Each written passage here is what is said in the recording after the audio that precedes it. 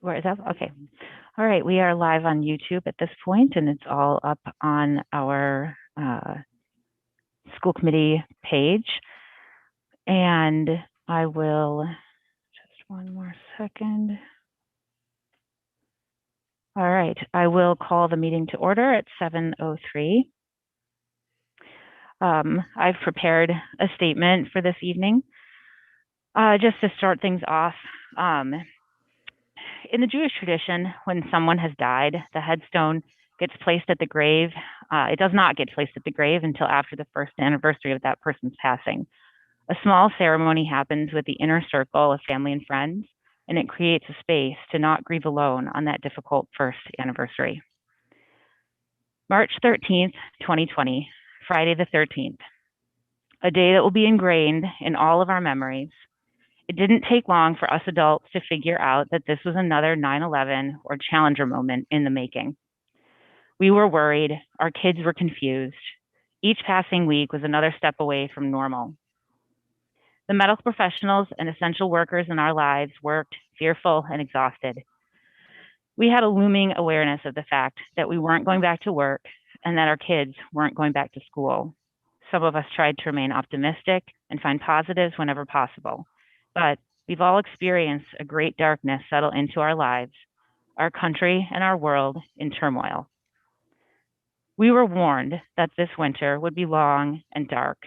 These past few weeks have been some of the darkest, and it is clear that so many of us are suffering. This was made obvious recently in community feedback received by the school committee. Constructive feedback is invaluable as it helps us gauge the needs of our stakeholders and the extent to which these needs are being met. That being said, the recent opinions were some of the most heated that I've seen in my time on the school committee. We've heard pleas from some parents to bring children back more. Meanwhile, others implored us to proceed with caution, to give more time to make changes, and to not make changes to learning models that have been working well for their children. Every issue has at least two sides, and we want to reiterate our deep and sincere commitment to hearing all of them. I know we're all concerned about how our children are experiencing the pandemic, whether kindergarten, senior year, or any of the years in between.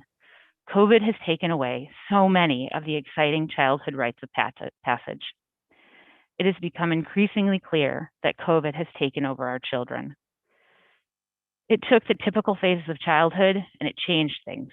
As parents, it's impossible to know what is normal and what is a problem in these unprecedented times. As we sit on the eve of the anniversary of when everything normal stopped, it all seems so utterly unfair. Our babies deserve better than this. We didn't see things happening like this. This wasn't in our plan. But we still have a ways to go in getting to the finish line. And I simply ask you tonight to hold fast to the fact that we need each other to make it through this. As much as we all need a hug or to sit close to a good friend and share a full-throated, unmasked laugh, we need each other. What we could do without is venting our anxieties and frustrations onto one another. Recently, we've seen the language reach a fever pitch and in several cases take on a tone that was unproductive, to put it kindly. Feelings are passionate and desperate on both sides. What I need to ask is this: please keep it civil. Neither the school committee, our teachers, or Dr. Bucky has caused the pandemic, and we are fully engaged in seeking solutions to get all of our students and teachers safely back into our buildings and on a normal school schedule. Please remember that all parties are acting in a way that they believe to be best in the best interests of our children and community. As elective volunteers, we are spending countless hours trying to manage through the pandemic. We are parents, we are part of this community, and we share the same goals to have our children's lives return to normal. We have lived a very difficult year right alongside of you, and the personal and abusive discourse helps no one, and we respectfully ask it to stop. In public comment last week, a teacher in our district shared that a meeting she recently attended began with a moment of silence. While increased vaccination efforts and warmer weather on the horizon bring some hope to the coming months, we sit here tonight staring at the anniversary of 1 year from when COVID crashed into us.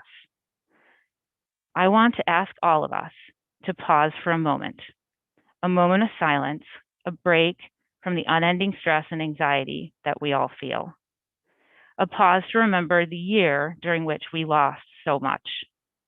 Let's pause to honor those who have been on the front lines this past year, each fighting in their own way for all of us. Let's pause to remember that some of us have lost jobs and our livelihoods. Let's pause to remember our children and how COVID has indelibly changed them.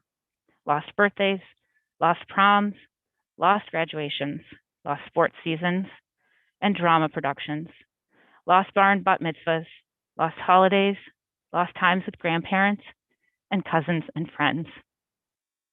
Let's pause to remember those in our lives who COVID took away forever. And let's pause to think about how we heal as a community. None of us will ever be the same, but we'll still be here, living together and sharing this place we call home. So I ask that we take a moment and pause in quiet contemplation and honor that.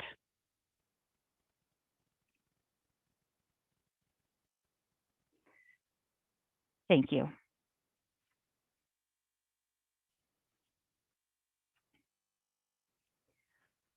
All right, we'll move forward with commendations. Donna, I've got you on for Evelyn. Thank you, Sarah. Hello, everyone. Donna Zasky here. Thank you for the opportunity to highlight the educational team at Evelyn School. As many of you may know, that we have a very supportive school environment, which is just perfect for our incoming families that experience kindergarten and school for the very first time. I believe the current kindergarten team is one of my strongest since my arrival 10 years ago. And I'm sure things are very similar at Glover, as all the teachers and paras have been working very hard this year on their Wednesday afternoons, coordinating lessons and activities. Tonight, I'm going to highlight the work of our paraprofessionals as true contributors to our education throughout the COVID pandemic. Rebecca Brand has worked and trained our paras with effective ELA instructional strategies and has introduced Zoom technology and other educational platforms. The paras have managed the Zoom lessons with a high degree of success. And believe me, it wasn't easy for them to start when the environment was so different and new to them. With our hybrid model, we had students in school and also at home, and the at-home students were often supported by the paras with ELA foundations and math lessons on a consistent basis. The paras made all the difference in providing the support when the students were learning remotely. And this support helped complete a strong instructional program while rounding out our educational team at Evelyn. So I want to talk about each para just for 1 second, a few sentences about every single contributor. And our first one is Milena Conley. Milena plans engaging and fun lessons for the children and uses and creates her resources and games to play on Zoom. She seamlessly goes in and out of the classrooms to support students. She is always flexible. She's described as indispensable and goes above and beyond to support the students. Linda Ferris has learned a great deal over the years. Linda is very observant and has learned from classroom teachers she has worked under, such as Carol Spillane, and this year our new teacher, Lauren Catalano. Linda has embraced the opportunity for more instructional training. Most recently, she was able to hold the reins of the classroom when Lauren had to be out for a 3-day period. Linda pitches in without being asked and always thinks of ways to make things better and is always willing to help. Becky Hastings. Becky works in Beth Heck's classroom, which many of you know, and Becky has worked collaboratively with the other pairs to share ideas and lessons. Along with the other pairs, she works closely with the kindergarten teachers to ensure curriculum and pacing is consistent across the kindergarten classroom. Additionally, all the pairs have been flexible when they've had a need for children to join from other classrooms. And then finally, we have Kathy Doman, and Kathy was the right fit for Kara Herendine. Kara Herendine, as you know, came down from first grade from the Coffin School. And basically, Kara said she couldn't do her job without the help of Kathy Doman this year because everything was brand new. I know it was a switch from first grade to kindergarten, but when you haven't taught kindergarten for a few years, it was definitely the needed support that Kara needed. Kathy is invaluable, and basically all the pairs have known for helping and pitching in, and the feature that all of them have is they don't need to be asked. They just see what needs to be done. If a little child needs support, if something's going a little bit amiss in the classroom, they always just pitch in. They know exactly what to do instinctively. And I have just been so excited to work with this group of teachers and pairs at the Evelyn School. And I just want to make sure that we honor their work, and because they are working very hard every single day. We are excited about welcoming the kids back in a week or so. So I just wanted to highlight the strong support and the working team that we have at the Evelyn School. Thank you.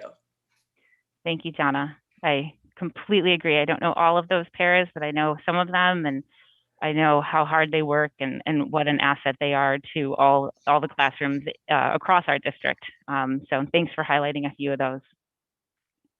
Sarah Fox? I just wanted to do a school committee commendation. But I think that those kindergarten pairs have a level of patience that I can never achieve. So they are clearly worth their weight in gold. I wanted to give a commendation to volunteers in the community that have been spending hours at their computers getting vaccine appointments for any teacher or faculty or staff that has asked for help. I think to date, last number I heard, not all of these were staff because they've been at this for a couple of weeks before the schools were on here, but there are over 200 people that they've gotten in Marblehead appointments. And it's amazing. And this is a real effort that is going to massively impact, our ability to get people back quicker and more comfortable and safer. And I encourage anyone and everyone to reach out to your child's teacher, your child's para, team chair, anybody that and say, make an offer to, help someone get a vaccination appointment, because these educators are at their desks all day and they don't have time to keep refreshing. And anything we can do as a community, even if it's just one appointment, it's a huge help. But also, I'll tell you, having gotten a chance to do it, it is like the most exciting feeling when you get that appointment for someone, that it almost feels selfish because you're so excited about it at the end of the day. So reach out to anybody you can and help them. And I just want to thank these group of moms. And I know there was one dad I saw doing it too. And it's amazing the time they're giving up to help, in many cases, total strangers. So I just wanted to commend them. Thanks, Sarah. I believe that I'm going to ask Dan Bauer. He's got some commendations that we asked him to make a special note of tonight, not to steal Donna's thunder. Thank you very much. Thank you for having me here. And actually, I'm very humbled that the work a number of our students have been doing to make contact with our younger learners. There's a group called Growing Together, and it was coordinated by our very own Dr. Jamie Slavitt, our school psychologist, and two other adults, Dr. Shell, who's done a lot of work with the Social Emotional Learning Committee, as well as Elizabeth Peterson. And they've helped organize the students to create outreach opportunities. They meet with our K through 6 students one time per week on Zoom. And I want to say that at this time, at least 25 of the K through 6 students have been participating at various times. We have 13 students. They do things such as yoga, coloring, board games, and it's just wonderful to hear our students being involved, and certainly the adults. Dr. Slavitt said they've paved the way. The students have run with this, so we're very proud of them for this. And I just want to recognize the students involved with this in no particular order. We have Lucy New, Sophia Vatnick, Kiva McKiernan, Sarah Martin, Caroline Wales, Maya Amsler, Charplatt Miller, Celine Urich, Lauren Case, Amelia Carr, Lily Childs, Andrea Gast, and Marissa Eisen. All 13 have just been wonderful and have done a great job with this. And we're very proud of them and proud of the adults for pointing the way. So thank you very much. Thanks, Dan. I also wanted to recognize, and Dan, I'm not sure if you have the names of these kids, how well the Family Feud night had gone. I think it was last night, that it was a success, and it seemed to really sort of brighten some spirits. It was awesome. We had over 80 seniors participate. So to see them lined up, coming in with great excitement, they were in teams. They gave themselves team names, and it was just great. It was a wide variety of students. So it was awesome to see them come in and so excited. And really our faculty and staff that rose to the occasion. The host had mask customized Family Feud. I hope there's no trademark infringements on that, but Christina Scholes did that. And our 2 senior class advisors need a shout out, Drew Bordeaux and Jay DeMello. They helped organize this, and they broke it down into the room. So it was socially distanced, broke up by teams, and went through a number of rounds where our teachers were the hosts and hostesses and did just a great job of providing entertainment. Our senior class officers were outstanding. They helped coordinate this, and it was just a wonderful event that wrapped up with the final round, which was live streamed. And it just was a lot of fun to have, and a lot of feedback from the teachers. We're just very excited to be part of it. The students were excited, and we hope that we're able to build on this and do other activities. So we're just very appreciative of all the efforts. Great, thank you. Dan, my kids have gotten the benefit of those programs that your students are running.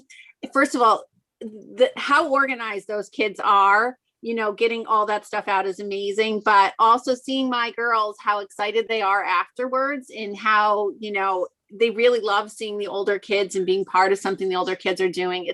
It's really awesome. Yeah, we're very blessed. Thank you. They're awesome kids. Thanks, Dan. Does anybody else have a commendation? Megan? I have a quasi commendation.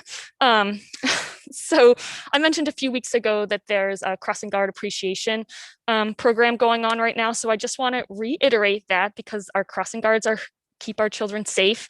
We had the village SAC, and it came up there today. And I think someone noted that, they're shoveling the sidewalks for us when we have snowstorms. They're holding umbrellas for our children. So, this is an opportunity to kind of acknowledge some of those unsung heroes that don't get a lot of appreciation.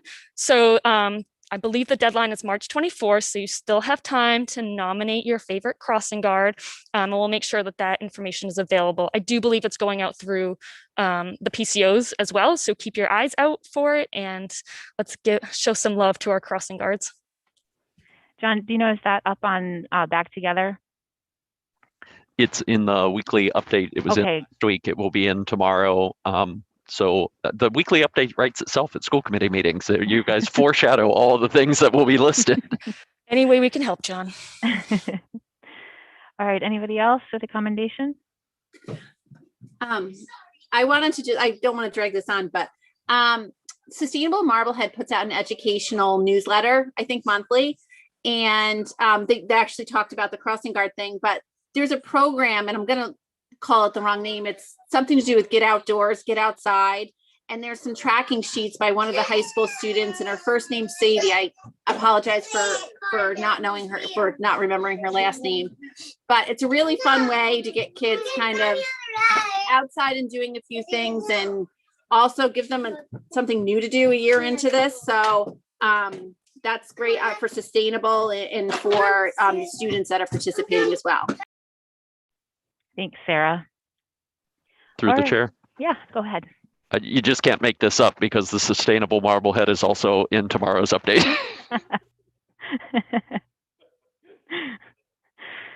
All right, that moves us on to Dan Howells, our student representative. Welcome, Dan. Hi. So first of all, I'd like to also talk about the Family Feud that happened last night. It just went really, really well. When you're, a senior class officer and trying to plan around things like that, something really new and different like this was kind of, we were kind of nervous about it because if kids aren't engaged, then, it just doesn't end up being a fun time. But everyone was super enthusiastic. Certain, teams like wore their own, uniforms. Like there was a group that all wore different colored tracksuits, and it was just great. And it was great to see people in the other cohort who in some cases, I haven't seen since a year ago now, which is hard to believe. So I really hope that we can, we have one successful event under our belt, so hopefully we can, keep moving that forward and have more events in the future and more events for the other grades as well. So around a week ago, a survey was sent out with a new proposed schedule for students. And there were questions about how you prefer that schedule to the one that we currently have. And I can't say what the consensus of the survey was because I didn't see the results. I can say that students definitely appreciate being included on decisions like this and just being heard in that way, especially when it comes to their learning. So last week I talked a bit about senior projects. So I have a few examples of different things that kids are doing. So senior project is a chance for seniors to spend the last quarter of the school year doing an internship of their choice. So one student I talked to who is going to college for nursing will be doing a internship with Nurse Elizabeth at the Glover School to learn about community-based nursing, the community-based nursing approach. Another student I spoke to who is very passionate about business will be working with Seaside Allure, a local company, to make a product fully herself and then eventually have it being sold under the Seaside Allure name. So start to finish the whole process. Another student I spoke to will be working with Mr. Gadu, the high school band director, to learn about composing jazz arrangements. Another student I spoke to is doing an internship with the Third Citizen Theater Company in Salem. And another student who I spoke to who is passionate about mental health will be working with some of the health teachers at the high school to work on integrating more mental health things into the curriculum. Another student I spoke to will be working with Miss Houtman, who is the middle school art teacher, and doing some work with her on art education and things like that. And I, for my senior project, so just in the past summer, the Jewel Tones and Luminescence a cappella groups recorded an album.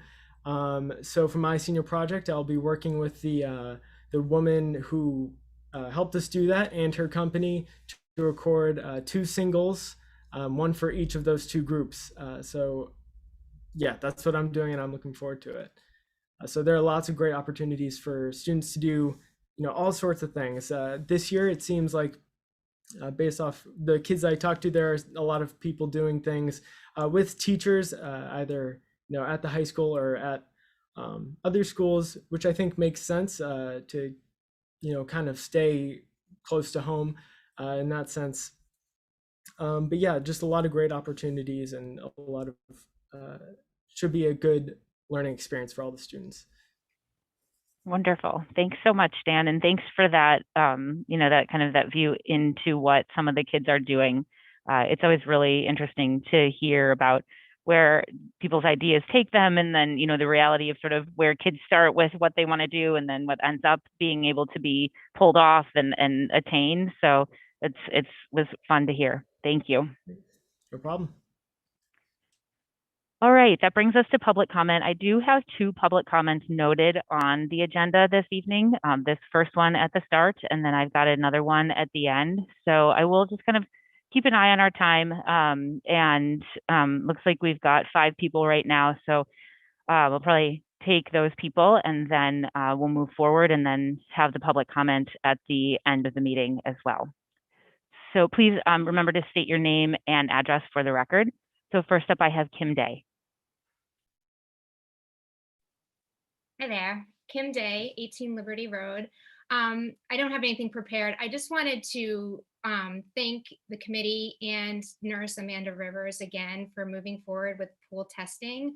And just to share that both my 3rd grader and my 6th grader were participated this week. They were part of the random selection for their class. They said it was a piece of cake. They didn't lose any time in their classroom. And I just really can't wait to hear more about how that progresses as we can get, this is only our 1st week, I know. So thank you again for moving forward with that. And then I know I saw on the agenda that you are going to be discussing pool testing potentially for the athletes. And I just want to encourage the committee to strongly consider mandating that pool testing, simply because sports is optional for students. And there are definitely students who are not participating in sports because they don't necessarily feel comfortable with the modifications that are in place. And yet our athletes are participating in these sports where they're under 6 feet and under 3 feet and in close contact, and in some instances with towns that aren't just Marblehead. And then they're coming into classrooms with students and teachers who aren't participating in those sports, right? And who don't have that. So I don't want it to come across as like, a punishment for these athletes by any means. I would hope that it would be a positive thing, that they're doing all that they can do to keep their fellow classmates and their teachers and staff safe. So I just really want to encourage the committee to vote in favor of making pool testing for athletes mandatory. And thank you again for moving forward with that program. Thanks, Kim. Next up, I have Jennifer Eaton. Hi, good evening. I'm just speaking tonight on behalf of the CPAC committee on a probably completely different topic, but we just wanted to invite the community to our conference series, which starts next Tuesday. We've been having them monthly, but the next one will be next Tuesday, March 9th at 7 p.m. And this one will feature Dr. Zach Rossetti, who is a professor at Boston University. And he'll be speaking on the topic of peer relationships, which I think is sort of a timely topic. And he has a background in research between friendships between students with and without intellectual and developmental disabilities. And he'll be sharing his insights on ways that parents, educators, and siblings can help or hinder the development of social opportunities and friendships. He's going to explore strategies which center on home, school, collaboration, sibling roles, and relationships, as well as family engagement and community participation. And this is an event that we've co-sponsored with Student Services, along with Eric Oxford and CPAC. So we welcome everybody to join us. We have more information on our CPAC website. It's also on our CPAC Facebook page. You can find the Zoom link directly on there if you need any assistance in knowing where to find that. If you have any questions, you can reach out to us and we'll be happy to help. So we look forward to seeing anyone that would like to join us next Tuesday, March 9th at 7 p.m. Thanks so much. Thank you, Jen. Scott Solberg, I think I accidentally put your hand down as Jen was speaking. Did you still want to comment? Yes. Okay, go ahead. Scott Solberg, 1 Ramsey Road. I just wanted to give a couple of kudos. Thank you, Sarah, for your statement. I thought it was amazing, elegant, and really pulling us together, getting us reoriented as a community. And that brings me to the second thing. I've had a chance to, a lot of our parents are involved in volunteering on the different reopening committees and other SEL committees. And this week, the things I've seen has just been amazing. Brian Noda hasn't talked about his great teachers who spent all Saturday redoing their classes. To give up a whole weekend day is a huge commitment with families and everything else. But, Brian was just amazed to see them all there working hard to get the classes ready on behalf of our children. That's the commitment going on. But I also, poor Jamie Slavic keeps getting called out for all the great stuff he does. And certainly Dan Bauer is the leader behind all of this as well. But this SEL work that's going on in our district has students leading their voice. So many students, so many parents, educators, student services staff, multiple combination of conversations to try to see how we can really support each other. It is a testament to the kind of positive energy that's going on in our community at the same time as we're all dealing with the uncertainty of our time. So just wanted to give a shout out to all that. Thank you. Thank you, Scott. Next up is Alistair Connor. Thank you. I'm speaking for many parents. In business, after a large campaign, you do a team recap to capture best practice and improve the process for next time. What have we learned and what actions are we taking to do better this budget season? 2 years ago, we had a large deficit related to special education, transportation, and numbers increases. We learned it is necessary to set aside money for these issues. To remedy the situation, the Special Education Fund was created and funded through the town Medicare surplus. We had building issues at Gary, Coffin, Bell, and Eveleth due to deferred maintenance. We learned we need to plan ahead for large capital improvement and maintenance costs and start saving years in advance. The stabilization fund was created to allow for future savings towards these costs. Unfortunately, it remains unfunded, and I have not heard of any planning in this year's budget to put any money into it. In 2018, bills were paid inappropriately to remedy a budget deficit. We learned that oversight is necessary to have checks and balances and avoid a mistake that has major impact from just one person's choices. That it's important for school committee members to get into the nitty-gritty of the budget and to ask hard questions. Yet at a recent budget subcommittee meeting, very few questions were asked. We had issues with technology this year that did not allow us to have options for quarantined or remote students to continue their teacher-led education. We learned that many other districts had already upgraded their technology and Wi-Fi in recent years to allow for a 1-to-1 technology ratio. We saw how pushing off upgrades set us up for failure and will not allow our district to remain competitive. We are currently budgeting for the bare minimum of upgrades to be done during April vacation, minimally resolving this issue and still not matching the level of other districts or allowing us to develop a better plan for the fall. COVID showed us that having a perfectly balanced budget does not prepare us for the unforeseen. Experts indicate that COVID is here to stay. Students will not likely have received vaccines by fall. Masks and spacing will still be necessary. We have figured out how to return K-6 students to school, albeit in uncomfortable setups, but we have not figured out how to make lunch work for full days. We have not budgeted to upgrade our air systems with higher air exchange, UV lights, or added humidity. We have not budgeted for additional air purifiers, properly fitting PPE, additional space, additional staff, exhaust fans, pool testing money for once public funding ends, or anything else that would make it more likely that all grades 7 through 12 students can also return at 3 feet or 6, let alone for a full day. Our current memorandum of agreement with the teachers union presented challenges as it did not allow for any flexibility as conditions changed and is based upon our current technology, space, and HVAC limitations. We have already negotiated a new 3-year contract, even though we have yet to make any leeway in altering our current contract or current limiting conditions. Parents are asking to be heard. This year, parents asked for more information, clarification, and answers than ever before, and yet there were still answers that were not forthcoming, such as how much space we actually had for students or what upgrades will cost until last week. Parents are making it known that in-person learning and increased hours are a priority in the district, yet budget discussions do not address how the situation will be improved now or in the fall. The school committee represents this constituents. Your constituents are asking for the hard questions to be asked and answered. It is time to learn from our past mistakes and take actions to remedy them, to be proactive in our budgeting, to fund the stabilization fund and budget for unforeseen circumstances. The almost $400,000 in COVID grant money should not be used to balance next year's budget, but instead allocated now for this year and for next year to make up for the impact of COVID in the many ways our students need. Thank you for your time. 9 Cloutmans Lane, Alistair Connor. Thank you. Thank you, Alistair. Emily DeWitt.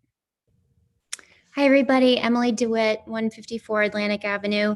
I just wanted to thank Sarah Fox for shouting out to all those people out there who are booking vaccination teacher appointments for the teachers. It really is just showing how much our community is waiting on the sideline to help in any way we can. Nobody's asking us to do very much right now, and everybody wants to step up. So I'd like to ask the school committee and Dr. Bucky tonight to advocate for a plan to cover classrooms if and when our teachers need to physically be at their vaccination appointment, if it coincides with the school day. I'm nervous about, a further learning loss if somebody has to cancel a class or there's no substitute in place, because I know we're at a deficit when it comes to subs. Parents who are quarried or parents who can be quarried quickly, maybe some of our seniors at the high school even, we're willing to step up and step in for those vaccination appointment times, or maybe in the aftermath of a vaccination appointment where a teacher suffers from some side effects. We're waiting on the sidelines to help. And this is going to be a problem with thousands of teachers needing to be in thousands of places at different times of the school day. And I hope you'll consider our request to be of service. Thank you. Thank you, Emily. All right, that will close out this section of public comment. We did not get around to getting the minutes for February 4th in this time, so they'll be in there next time. That one is up on YouTube though, so if anybody needed to go back to reference anything there, that meeting is available. So John, that leads us on. Oh, Sarah, did you have a question? I had told Nan and the Teaching and Learning Committee that I would give a plug for volunteers, and this seems like a good segue if you don't mind. I think actually John's got a little bit going on with that this evening, so maybe just hold off for a minute. And okay. John, sounds good? Sure. Yeah, I can include that in my update. Actually, if people go to the website, we have put on the banner page of the traditional Marblehead Public Schools website a place for people to start their Corey paperwork, because as we look at different learning models, the parent volunteers that are out there, we're going to be bringing them in. So hopefully people will start that process so that they can be involved. And I will just briefly dish to Nan, because she had sent me a text earlier to make sure that I said something, and I want to make sure that I get it covered. So Nan, if you could take it away. Well, you just did a great job. And I think between you and Sarah, you were just about to hit both of the things that I was hoping that would get presented. In teaching and learning, we did talk about our principals connecting personally with their the lead, either PTO or PCO presidents, and having those presidents individually at schools create sign-up geniuses and manage and organize the vast amount, as many volunteers as we can recruit. There'll be a central location for you to visit, put your name in, put the times and dates that you can volunteer. It will be very easy to sign up. We are asking that if you sign up, that you really double check your calendars and ensure that you can make that commitment to our schools, because we will really be leaning into that support to be able to run effective and healthy recesses, lunch, transitions in hallways.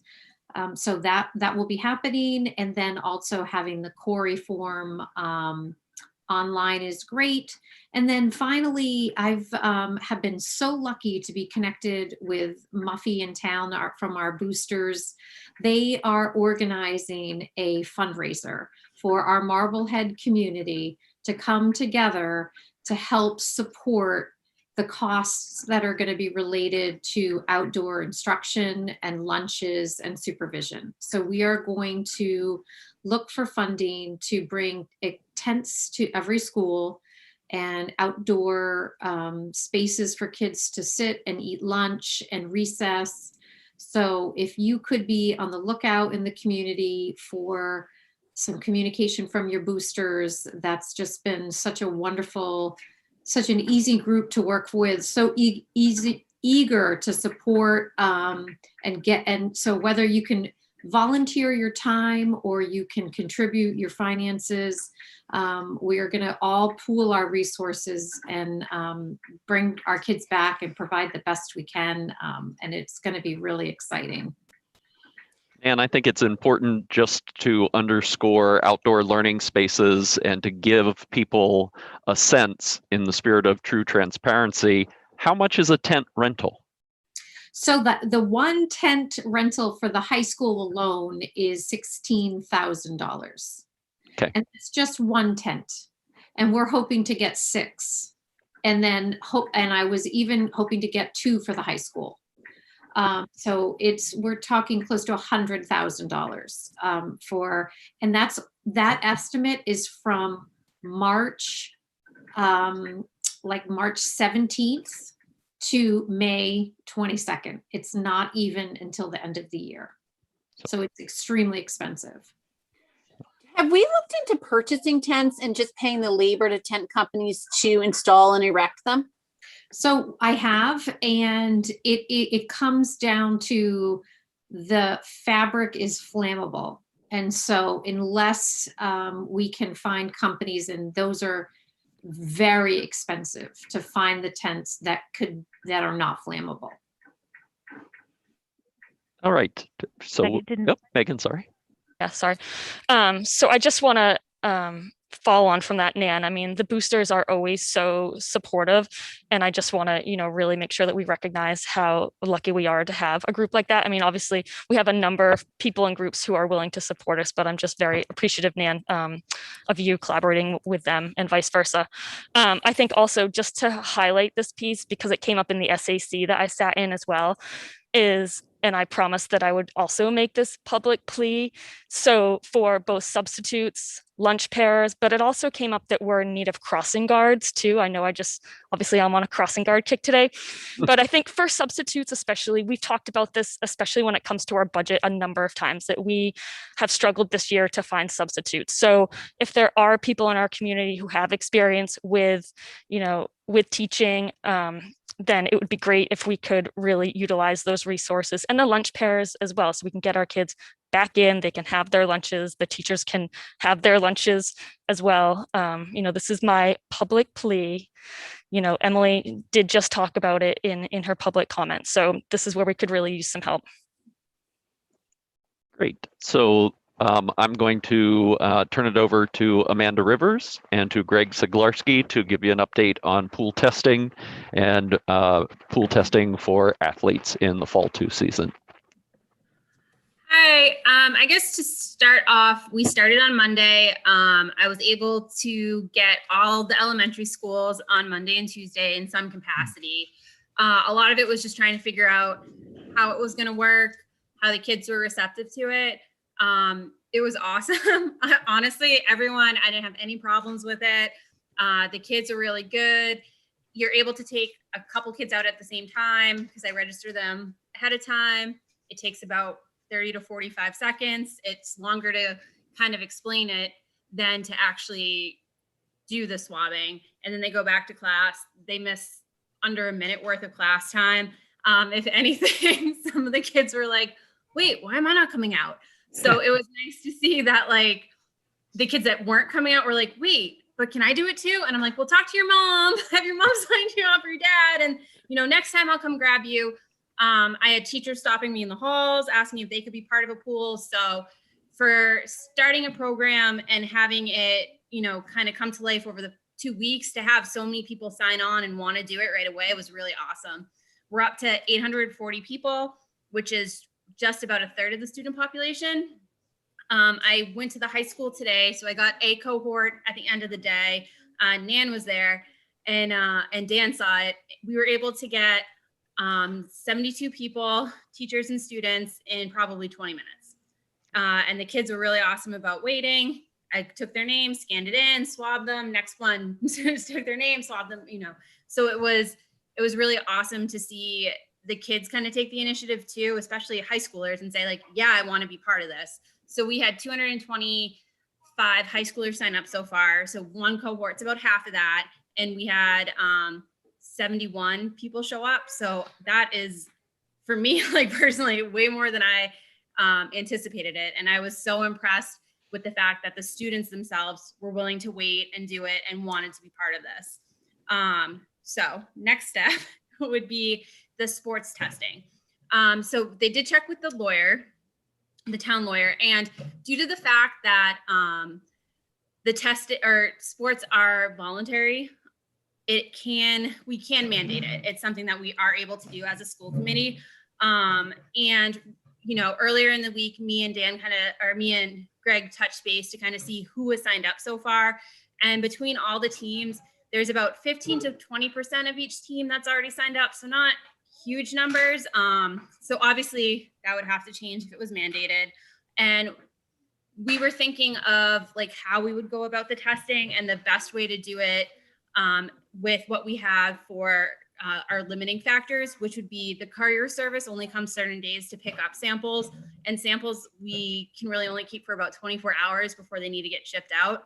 Our courier comes on Tuesday, Wednesday, Thursday. So that really means we can only do the testing Monday, Tuesday, Wednesday.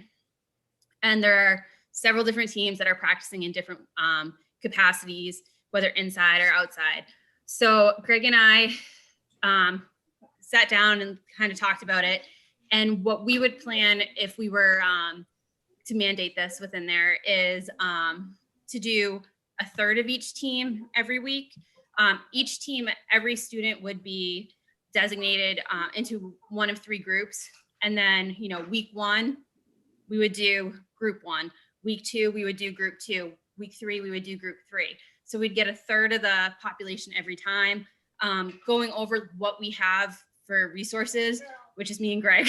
That was what we could do and get it done and get the samples out and be able to kind of utilize it. It also gives us some wiggle room that if like someone in group 1 was absent, we have like 2 more days to get them out on the Friday or the Thursday courier service.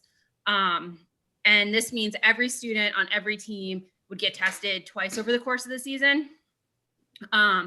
So then talking about if we had a positive pool, what we would do, a lot of the stuff would be similar to kind of what we're doing already. When a positive pool is identified, I would go in, I would do the Binax test, and we would find out who the actual positive is. From there, we would kind of just keep it to what we're doing anyway with the positive. We would identify the positive on the team. We would do the close contacts and quarantine as we need necessary, trying to like limit the amount of students that need a quarantine for every positive. But it also gives us a good idea of looking at like the sports teams as like a cluster population to see if there is an increase within that specific population of coronavirus due to the fact that they are closer together. You know, they don't have that 6 feet, they're wearing the mask, but it's not perfect. It doesn't always stay up during the sports. So that is the plan that we wanted to present to you, the school committee, to do mandatory testing within there. If it's not mandatory and it's just optional, we're still able to go into the team and take what we have for numbers to kind of use, again, that as its own little cluster sample. It obviously wouldn't be as accurate or informative as being able to get a fourth of the team when we only have or a third of the team when we only 33% versus 10% is kind of a big difference every week.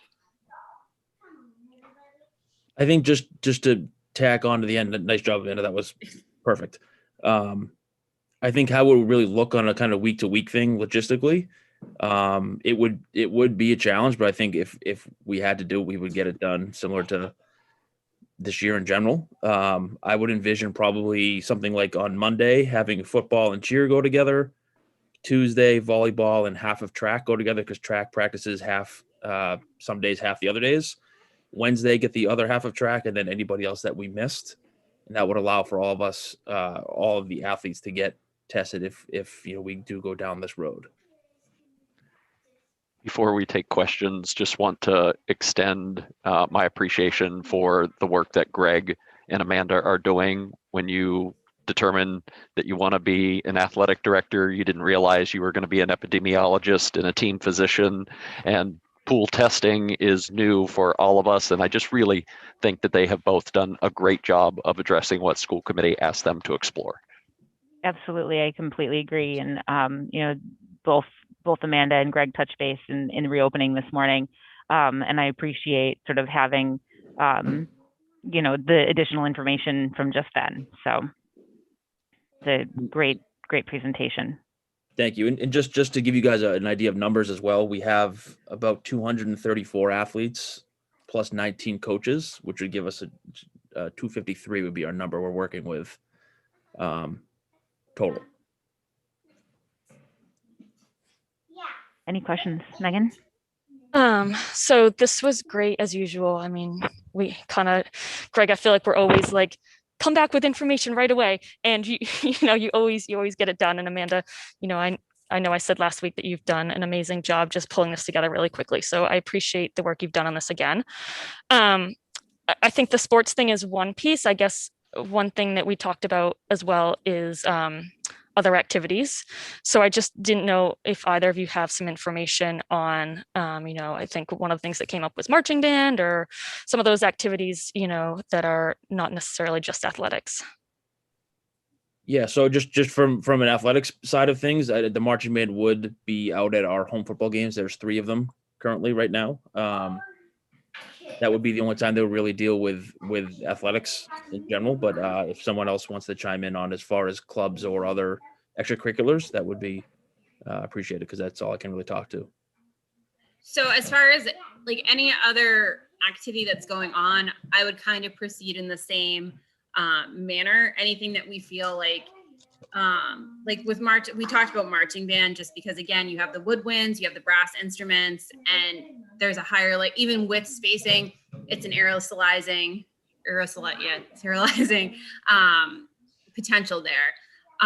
So I think initially we were focusing on the sports because that is, especially with football, you're tackling each other. But with any of the activities too, if we would then want to go and add on to that, we would kind of go the same thing. If we mandated it, we would then say we're going to do groups within each group and shoot for a third of the group every week and kind of continue on week 1, week 2, week 3. So we're getting a decent amount of samples of each group every week. So Amanda, to sort of hop on that, if we, obviously you have a capacity, you yourself as a human being and as a school nurse have a capacity. So if we mandate the clubs along with marching band or whatever, how is that going to have, at what point do we have an impact on testing the general student population? So I apologize. This wasn't a question I gave you earlier. I know, but if you think about it in when you're coming up with a sample size, basically what I'm trying to do is just a random sample of anyone that signed on for the K through 12. When you're doing the clubs and you're doing the sports, that's more of a cluster sample. So you're picking a specific group of people and you're taking a random sample in between there, or a selected random sample if we're doing like group 1, group 2, group 3. So as far as the capacity, I imagine, I don't know a lot about high school clubs, so I might be misspeaking here, but I'm pretty sure most of them have like a teacher that runs it or supervises it. If that's the case, there is ways to have them be able to do the testing. With the biggest constraint is the Monday, Tuesday, Wednesday is kind of when that needs to get done, just because of the courier, and we need to get the last samples out on Thursday. If I can touch base with who's doing it, I can show them how to do the samples, and we can work way around that. Like me and Greg were talking today, ways that he'd be able to test even the football players when they're out on the field, so we would know what the numbers are, and then I can just do the computer aspect before I ship them off. Okay. Sarah Fox? I mean, the sports makes very good sense because the increased respiratory rate, the lack of being able to distance, the marching band, the increased aerials. I'm going to screw up this word too. Right. You know what I mean? But, you know, so that makes a lot of sense. I don't know the scope of some of our other clubs, but if they're able to not have increased respiratory output and remain masked and distanced, I don't see that those clubs offer a heightened risk above and beyond the classroom setting, if you will, whereas the other ones we identified do offer a heightened risk above and beyond. And I think that's kind of the deciding factor here, at least, you know, when you look at it kind of as from a analytical point of view.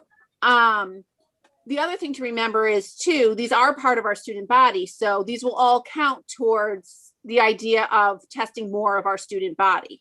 So if we're hitting an extra 200 kids or an extra, you know, 75 kids each week, that's 75 more bodies we're hitting in our student body, which is the more the better, because it gives us a more accurate view.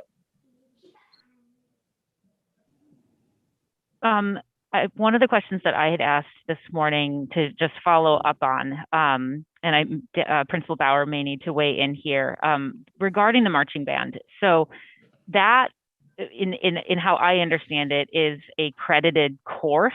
And so I wonder about the logistics of actually being able to mandate testing for participation if we've got kids who are in a class during the school day, and there are very specific guidelines on how marching band and all bands is being pulled off at this point, and it's at greater than 6 foot distances. So I don't know, Principal Bauer, were you able to find anything out on that? I did in a couple of areas. So certainly, you know, as they move on into this piece, it's with the spring, they've already had the course in the fall. So, and in fact, a lot of our clubs haven't really come back yet. As if you remember we talked about in the SAC today, we're looking to bring more clubs back. But to Sarah Fox's point, that the clubs that would come back would be able to space in a different way. So. You know, we do have our a cappella groups that are coming back, but as you know, that they've allowed the singing indoors and the spacing is 10 feet. Some of those are classes, some of those aren't. So there's a lot of juggling there. So I guess I'm inclined to ask for a motion, and feel free if people want to add on to this. We don't have to take the motion. We can tweak it before we actually Sarah, yeah, where it got voted down last week, procedurally, we can't make a new motion. One of the people who voted with the prevailing party has to amend the previously voted motion. So only Emily, Megan, or David can amend the previously voted motion, if they choose to. So does that negate me from asking for a motion? I think so, actually. I think it's just a weird procedural thing. Okay. Yeah, I'm not so sure that we can't bring another motion forward. I think we can. It's just me. I voted in the affirmative and Sarah voted in the affirmative. So what she's saying is that I can't ask for the motion. or make We it? can't move it. Oh. You have to make it, and it's not just making a motion. You have to make a motion to amend a previously voted motion. It's a weird Robert's Rules thing. I will make an motion to amend the previous vote motion to mandate that participation in school athletics be contingent upon participation in the pool testing program as defined. Okay, I'll reread it. To mandate that participation in school athletics be contingent upon participation in the pool testing program. You're going to need a second. Hold on. Yeah, Yeah. we've got a motion. Yeah, so moved. We need a second. Second. All right. So Megan moved, David second. All right. I'm Greg. sorry if I Greg throw a wrench hand into this. I'm sorry if I throw a wrench into this. Does this include coaches as well? We have 19 coaches that would need to either be included or excluded in this. I just want to make sure that's clear. We cannot mandate employees test. I would agree with that.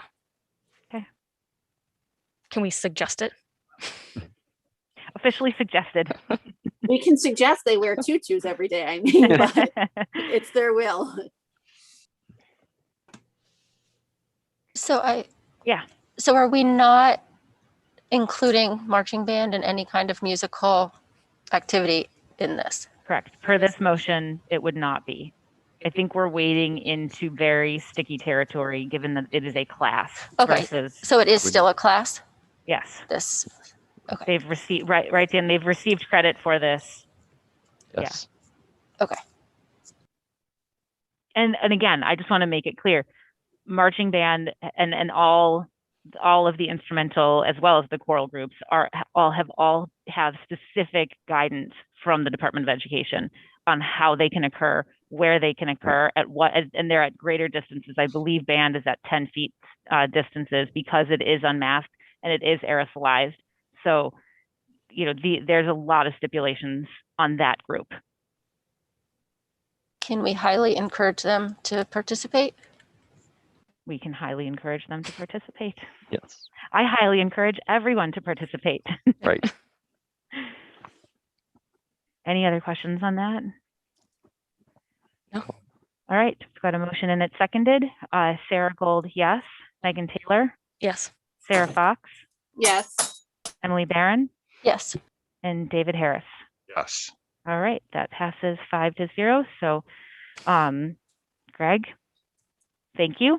Yep. Can we get like a timeline on this? Like when I would have to have them start? At least right away? Is it? I mean, it's going to take a little bit of time to get them registered through Beacon Health, or I'm sorry, whatever it's called there. I'm not sure how long that's going to take. At the same time, are we going to prevent kids from playing like starting Monday, starting tomorrow?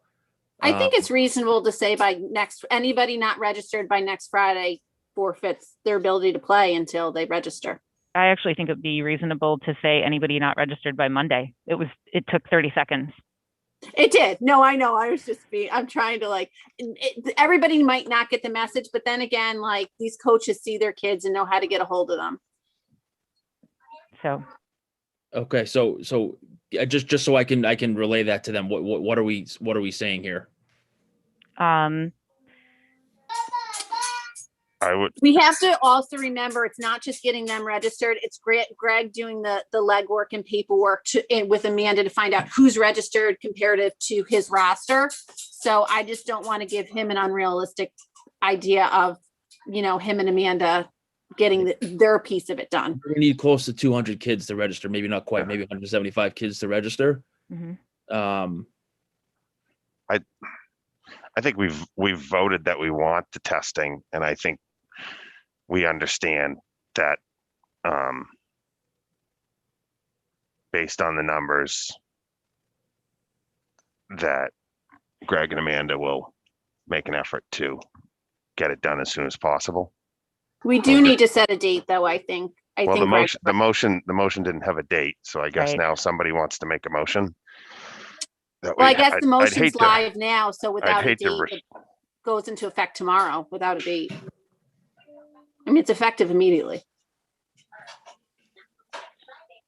We can either- give them a to- grievance period or a leeway period till what? I mean, you said Monday, I thought Friday. Does Wednesday So- seem reasonable? Yes. So can I get a motion to allow for families to have until Wednesday, March 10th. March 10th, thank you, John, to enroll in the pool testing program? And to enroll in the pool testing moved. program in order to be So moved. continue in athletics. Sarah moved. I'll second, but can I just get a point of clarification on that? Uh-huh. They just have to register. I know that there's work Greg has to do too, so we're Right. not putting that mandate on Greg. Well, no, because he couldn't even start till the next week because of the couriers and getting it all done anyway. Right. So But as they'll long as have they're that time. registered. They need Yeah. to register by Wednesday. Okay, and then also just to throw it out there too, just so I'm aware. So there's like I said, about 253 athletes and coaches. Are Amanda and I expected to do all of the testing? Just so I'm on the same page. You had talked about doing it in thirds, right? Does that work for Right. you? Yes. Yeah. Okay. What you put forth this evening as doing the thirds is the program that we just voted on. Okay. Thank you. Point. I mean, I think Amanda said that she can teach adults to do it, right? Or to, help facilitate kids getting tested. So maybe Amanda can help coaches learn how to do it so that coaches are responsible for their team. So it's one less thing that you two have to It's be at definitely every something practice. that if they're given the material and we just I go through it with the coaches, they can get it done before practice. Like they can Right. even do it on the field. Exactly. So if that might be an easier way to facilitate it if the coaches are the ones who. I think You we're know. getting out of our purview. I was just going to say I through the chair, if we could let the logistics up to the superintendent, the athletic director, and the pool testing nurse, we will get all of this. Now that you have given the mandate, we will put it into effect. Wonderful. We make the policy, they do their thing. All right. So we do have a motion to enforce this by Wednesday. So I'll call for a vote. Sarah Gold, yes. Megan Taylor. Yes. Sarah Fox. Yep. Yes. Emily Barron. Yep. And David Harris. Can you turn your mic on?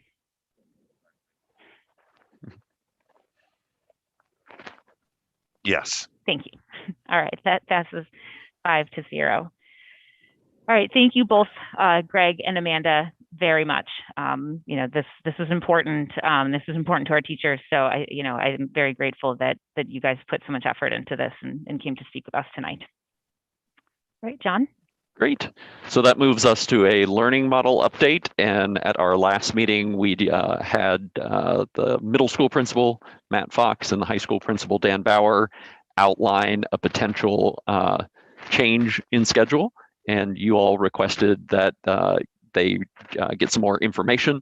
And so some surveys went out to parents and students, and they're going to report back on the results of those surveys.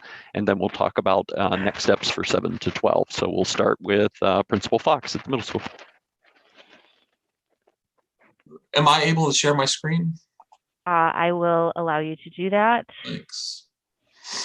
Right now. Okay, go ahead. Thank you. So Dan and I put together some of the numbers and some of the things we were looking at we've figured out over the last week. The first thing we're looking at are two options. We just want to remind everybody of the two options we're looking at. Option A, sort of staying with the current hybrid models. What we did is we took a look at both models with some positives and some implications. Obviously, with nothing changing in the current hybrid models, if for option A,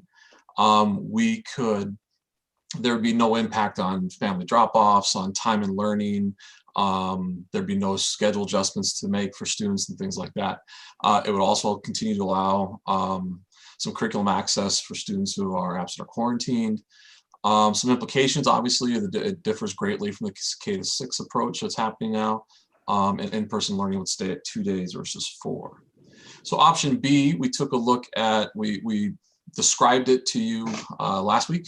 This is what it would sort of look like generically, because obviously the 8 to 11 and the 11:30 to 2:30 blocks will look different within the high school and the middle school. But essentially it would be 3 to 4 classes per 3-hour block, with a remote day on Wednesday due to some shared staff and things like that.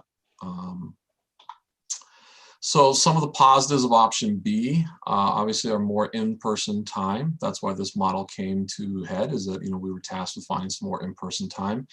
We would go to 23 hours per week versus 16. Middle school, the classes get a little bit longer and we'd be able to have some in-person advisories, and it would reduce remote classes or hybrid students to only being on Wednesdays.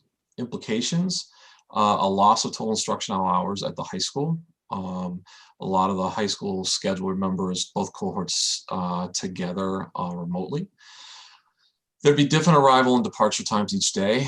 So that means current drop-off and pickup plans for families need to change. And that's the big hump that we brought to you last week with the schedule. That was a worry with us. It could lead to more students going remote due to varied start times. And then there's implications of that. A jump in remote could lead to, especially in my school, rescheduling of a team, a grade, or possibly even the entire school, which is impactful for the fourth quarter of the year. And there'd be less access to curriculum remotes for classes that are students who are quarantined. So our survey, we had fairly good responses for our survey. We had 523 parents and 424 students. This is a 7 through 12 survey. We asked basically 4 questions. We started with something really basic, which is, do you like the current hybrid model? Before I go into talking about these numbers, you're going to see we asked 4 questions to basically, well, the next question is the big one, to 4 different groups. We have high school parents, high school students, middle school parents, middle school students, and then a sort of a 5th bonus was Dan and I also asked our staffs which model they preferred to. I will summarize all our results with one word. We had mixed results. There was no solid leaning one way or the other for all 5 of those cohorts that we talked to. So if you take a look here, this sort of exemplifies, this is the first sort of our first trip into mixed results. You can see that when we asked, do you like the current hybrid model, students overwhelmingly responded, yes, they do, while parents did not. Parents were sort of split 50-50, while both groups of students were really in the 70s. So this is just a taste of that mixed approach. Dan's going to go into the next question, which was the big question, one of the big questions, which was, which model do you prefer? Dan? Thank you, Matt. So the next question, as Matt said, we not only asked the high school students' parents, the middle school parents, and middle school students, we also asked our faculties. So very mixed, as you can see. You can certainly see on the one side, the model that would be considered or proposed, the parents have selected more along the lines of the proposed model, the AM/PM, where students really just wanted to stay in the current model. So you can see the numbers as there. You can see the flip with the parents in both schools. And when we asked the faculty, it was interesting to see that we had a mix between our 2 schools, where at the high school we had 55% would like to stay in the current model, 45 in the proposed, and at Matt's school it was a flip, 25 in the current and 75 in the proposed model. So definitely flipped throughout. And any student feedback I had throughout the course of the week indicated the piece of just staying in the current schedule. So question 3 is really the big question too, because as Matt said, the concern is movement to learning models, being able to accommodate students going from remote to hybrid and hybrid to remote. Hybrid to remote is certainly the one that is most challenging to make sure that we have, and I can speak at the high school, as we know, sections that have teachers and sections that do not. So, and you can certainly see with that piece, there was movement in that. We thought it was important to ask the same question to both parents and students to get their feedback. So you can see that there was a considerable number that would move cohort based on that piece on both sides. And before we go to the next slide, the vast majority of the movement that you're going to see between this question and the next question, vast majority were from families that reported as hybrid. So the move that they would be making would be to remote. So that's the vast majority of the movement that we're looking at here over this slide and the next. Right. So as we move on to the next question, is the one that if we were to move from 6 to 3 feet, would you change your current instructional model? And as you can see, the numbers crept up more for those that would. So we went from the teens up into the 20s across the board on that with parents and students at both the high school and the middle school. So that was a considerable jump with that particular question. And then just calling through all the data just so that you can see all the data that's called through. It's basically put on one piece right here where you can see the comparison. So you can see the mixed results that we have, particularly with the students and the parents, and certainly both the current model, like the current model and model preferred, and the consistency with the change that would occur if we did go with the AM/PM, would they move? And then a much higher increase of moving out of the instructional model if we went from 6 to 3 foot spacing. And then I felt obliged to put this in because I did have the junior class officers reach out to me and they conducted their own survey without my soliciting, and I actually met with them the other night because one of the themes that I've heard from the students, and we've had some students speak at school committee and done a great job doing that and advocating for themselves.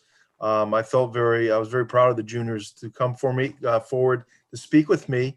It was a great discussion. And if you look at just their own feedback that they did with their own poll, the majority prefer the old current model over the new model. I put some just anecdotal information, some quotes that they put in terms of that. The big piece, the theme that goes through there is settling into change. And I know today in our SAC meeting it was pointed out that the high school we've had 9 schedule changes. I guess I miscounted, but every little change moving from the remote to hybrid and back and forth, that does count and it adds up. And I think the other piece too is the students just felt frustrated that they feel like they're not listened to, and certainly that we can do a better job listening to the school, Marblehead High School, listening to their mental health concerns.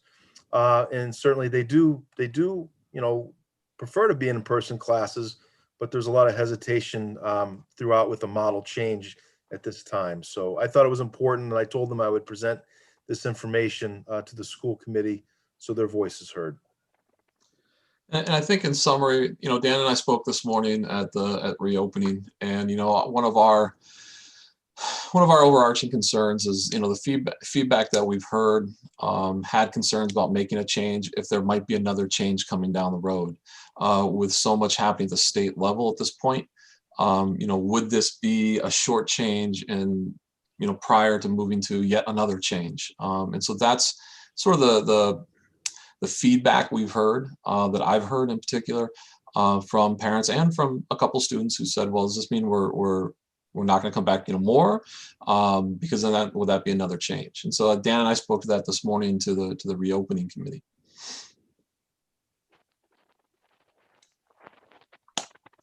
Thank you.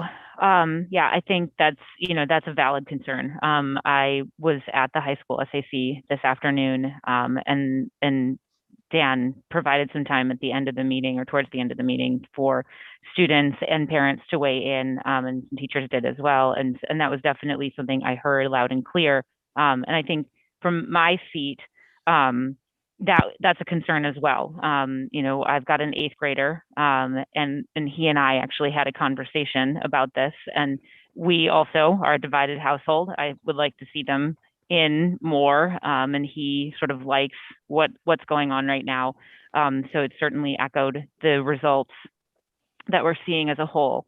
So I think, in my mind, we need to, and one of the reasons I wanted this data was that we need to avoid making too many more changes. Like if we're going to do a change, let's do a change and then get through to the end of the year with what that change is. And that's kind of where my head is at currently. Sarah, I know you've got your hand raised. So thank you so much for all this data. It's very helpful to see it laid out this way. 2 things jump out at me. one's kind of surprised me that the majority of parents and students, although it's a minor majority, it's a majority by a slim margin, but the majority don't want to change. And that has to be considered. And then the other big thing is our focus and our precipitous for changing this quickly was the mental health status that we're hearing of so many of our students. And the students really seem to say they don't want the change right now. And from the few comments we're seeing, they're saying it's because they feel it's changing their new norm. It's another stress. And I think it's incumbent upon us to look at the fact that, are we changing just because we can change, or are we changing because we are listening to our students and hearing them say a change will help us and benefit us? Because if this is going to not benefit them in this mental health crisis, and it's also possibly going to add a new layer to it, I'd be hard pressed to do that. I mean, at some point the state's going to mandate certain things and we'll have no choice. But I want to make this as easy on our students as we can. That's the best way I think we can support them. Because at the end of the day, it's about the students. And so that's just my 2 cents. I just want to piggyback on what Sarah is saying, that, we are listening to the students. And it, as a longtime high school principal, it shouldn't come as any surprise that adolescents and their parents differ greatly in what they think is best. And so the students, I think first and foremost, are saying if there's a change on the horizon, which the commissioner is speaking to the Board of Education tomorrow and requesting the latitude to what can be counted as structured learning time. And that could change the ballgame significantly for districts. And we're currently leading with the K-8 work or K-6 work that we're doing. If he tomorrow mandates that it's April 5th, we will have gotten our students in weeks ahead of that. And we are exploring, adding lunch and the full day for that K-6 piece. But making a change right now, as the high school, middle school quarter change is going to be April 5th, I think that we are well served to listen to the students and to teachers as well, because making a change for 3 weeks for them is also difficult. So it would be my recommendation to you that we stay with the current model until April 5th and see what happens over the next several weeks, particularly with the Board of Education and the Commissioner, and with vaccination and ongoing negotiations with MEA. I think that we're well served to follow that path. Megan? So I agree with everything that you've said. And, I want to echo Sarah's comments on thank you, Dan and Matt, for putting this together, because it's really useful information to kind of see where everybody, where everybody's perspective is. And Sarah, as you said in your opening comments, there are at least 2 sides to every single scenario that we go through. And here's another example of that.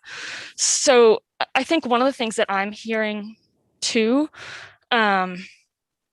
is that there's a lot of anxiety out there in the community across the board, right? From families, students, staff, our school committee. There's a lot of anxiety just with COVID in general. I think also for where we're leading up to getting K-6 in March 15th, there's some anxiety around that, which I think we need to acknowledge. But I think also with the unknown piece of it, and there's a lack of control that you feel, there's a sense of lack of control with that uncertainty. So, I know, John, you and your leadership team have been working towards getting our students and our staff back in and do so in a safe manner. And we've talked about that now for quite a while. And there's been a lot of movement, right? So I think just prioritizing teacher vaccinations finally at the state level is a huge step forward for us. And, you know, as both John, you and Matt have acknowledged, that there's probably something from the state level coming down our way too. But again, it's uncertain, and we have a lack, you know, there's a lack of control on our part for that. So what I would really like us to consider is just drawing a line in the sand. Here's what we're working towards. So we're all clear what our plan is. We're all marching in the same direction, and we can take some of that anxiety off the table. So I would like us as a school committee, I think, to consider just drawing that line in the sand and saying that we are committing to getting our students back in 5 full days, K through 12. And I would like us to do that. Now, if we could put a goal date around that, you know, on my mind, it would be April 5th. And the reason why I'm suggesting that is because that is the change in the quarter for the high school and vets. And that's a natural cutoff point. We've said to our students and families all along that they have to make a commitment for those quarters or terms or semesters, whichever it is.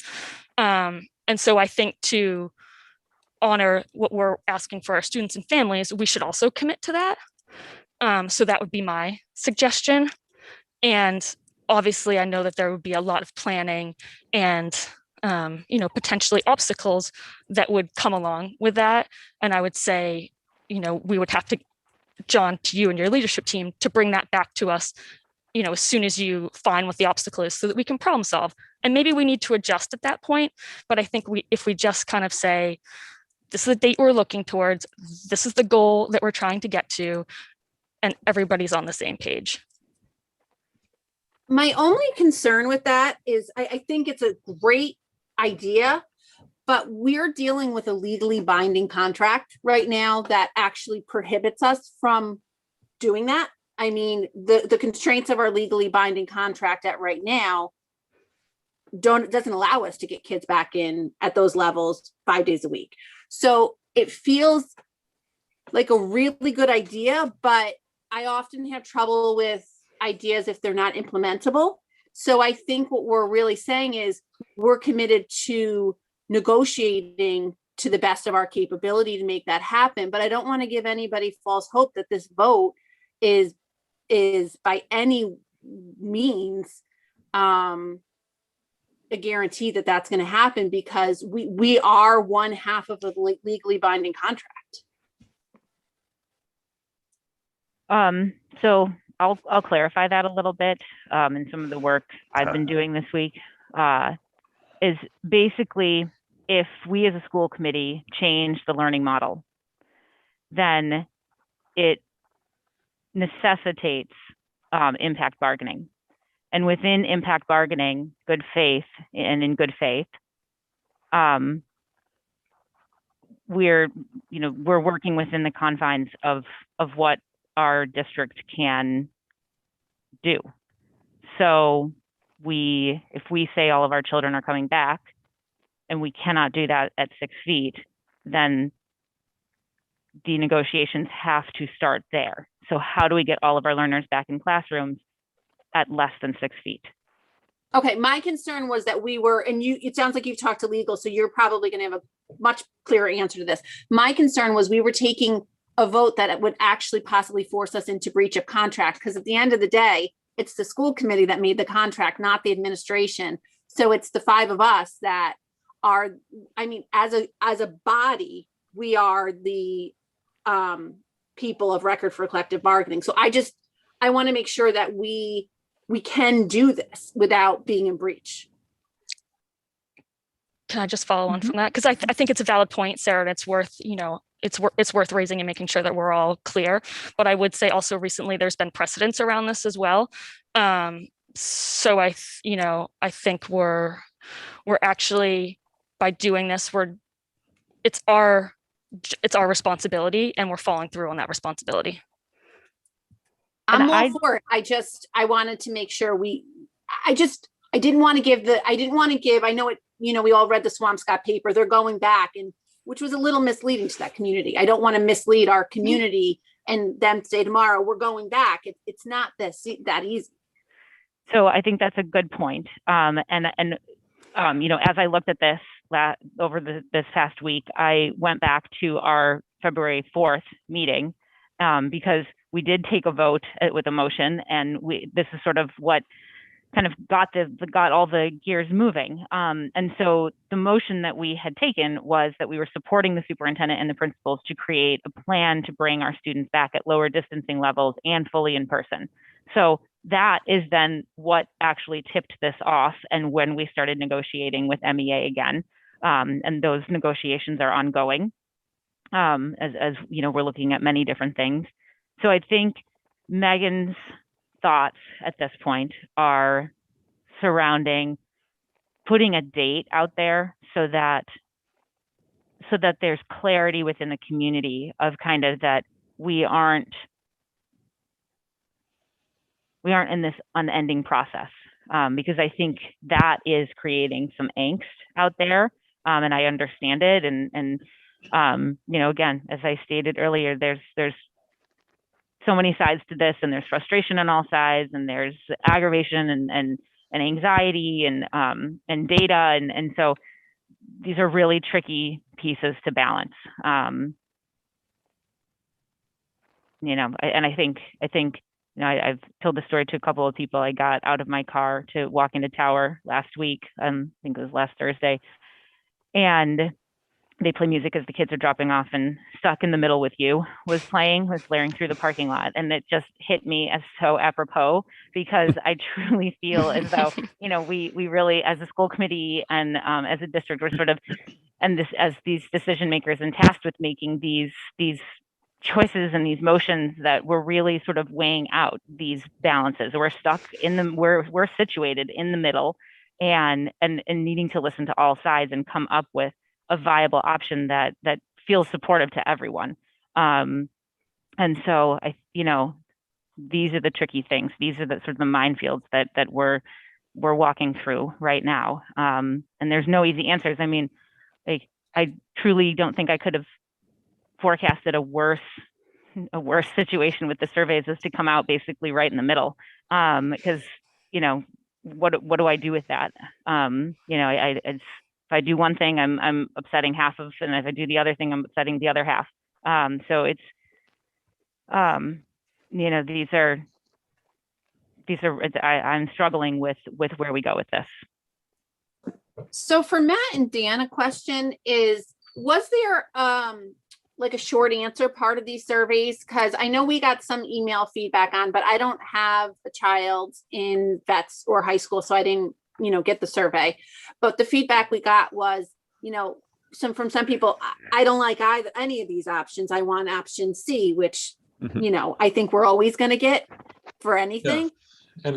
And that's why when we put the survey together, we were working with just those two options. So we did not have an open-ended question. You know, we were tasked with taking a look at these two options and giving you data on those two options. I mean, if we, with, you know, 1,800 people, you know, possibly answering which option they want best, we'll have a lot of suggestions for our schedule. So yeah, so we worked on these two that we had brought to you last week. Okay. And then for Dan, roughly a quarter of the population said if we did reduce to 3 feet, they would switch from hybrid to remote. And can you accommodate that switch and still, you know, educate these kids, I guess? Well, honestly, you know, if there's movement out in terms of, you know, where they land, and that would be a struggle. You know, we would have to put our heads together and figure out the best opportunity and best plan for that to make sure that they have the needs met. And you're talking across 4 grades, right? We have sections of remote learning that are taught by Marblehead High School teachers, but not in all sections. Some of the honor sections, we just didn't have enough teachers. So, you know, we'd have to take a look and reshuffle if we had to. Because I mean, that's not insignificant. The idea that we could be unable to accommodate 25% of our students. That's kind of at our school, because we'd be at 22%. I don't want to say it'd be more impactful, because you know, the way we structured our elective remote learners is, they're being taught, they follow the same schedules that we have, being taught by our teachers that are then teaching in person too. If I had 22% more, I'm sitting at 11% now, I would go up to a third of my school. Sitting here right now, I could not guarantee that not every single student's schedule in the building would have to change. And a chunk of students would have to change teams going into the fourth quarter. And that's not just our elective remote students. And I'm not trying to be the naysayer. I'm not trying to be the negative, but I also want it to be very upfront that if we have 25% more of our students leave the building, that's very difficult for us to balance and manage without moving around a lot of students. So that's just a reality. And I'm worried about Matt, could you just clarify that? You're saying 25% more, so it's going to be 36%? I'm at 11% right now remote. 11% of my students are remote right now. And if another 20%, so if 20% of the respondents, if I extrapolate that to being 20% of the rest of my students that are here, so I have 400 students that are not remote. So that would be roughly another, well, it's 22, 23, so roughly about 90 more students going remote. That would be a challenge to deal with. Because again, these are the people who answer the survey. I have to think worst case scenario. And even if it's not worst case scenario, and only another 10 or 11 or 12% go to match what we already have out, there still will be a good number of students that would have their schedule changed. With fewer, I should be able to keep more kids on the team that they're in right now.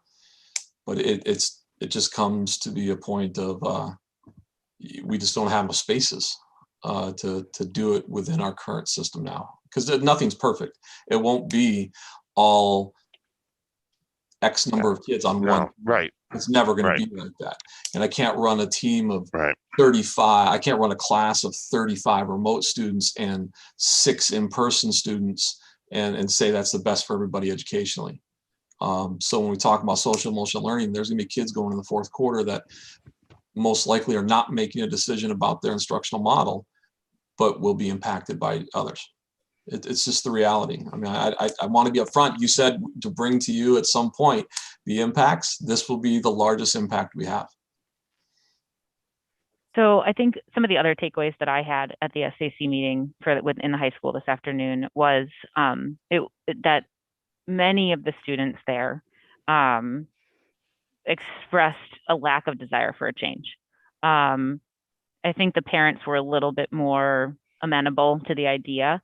And I think one of the things that I struggle with is sort of, and another parent suggested something like this, that there's an awareness raising campaign that regardless of whether we do this now or we do this, or, this is where we're at in the fall, that awareness raising needs to happen.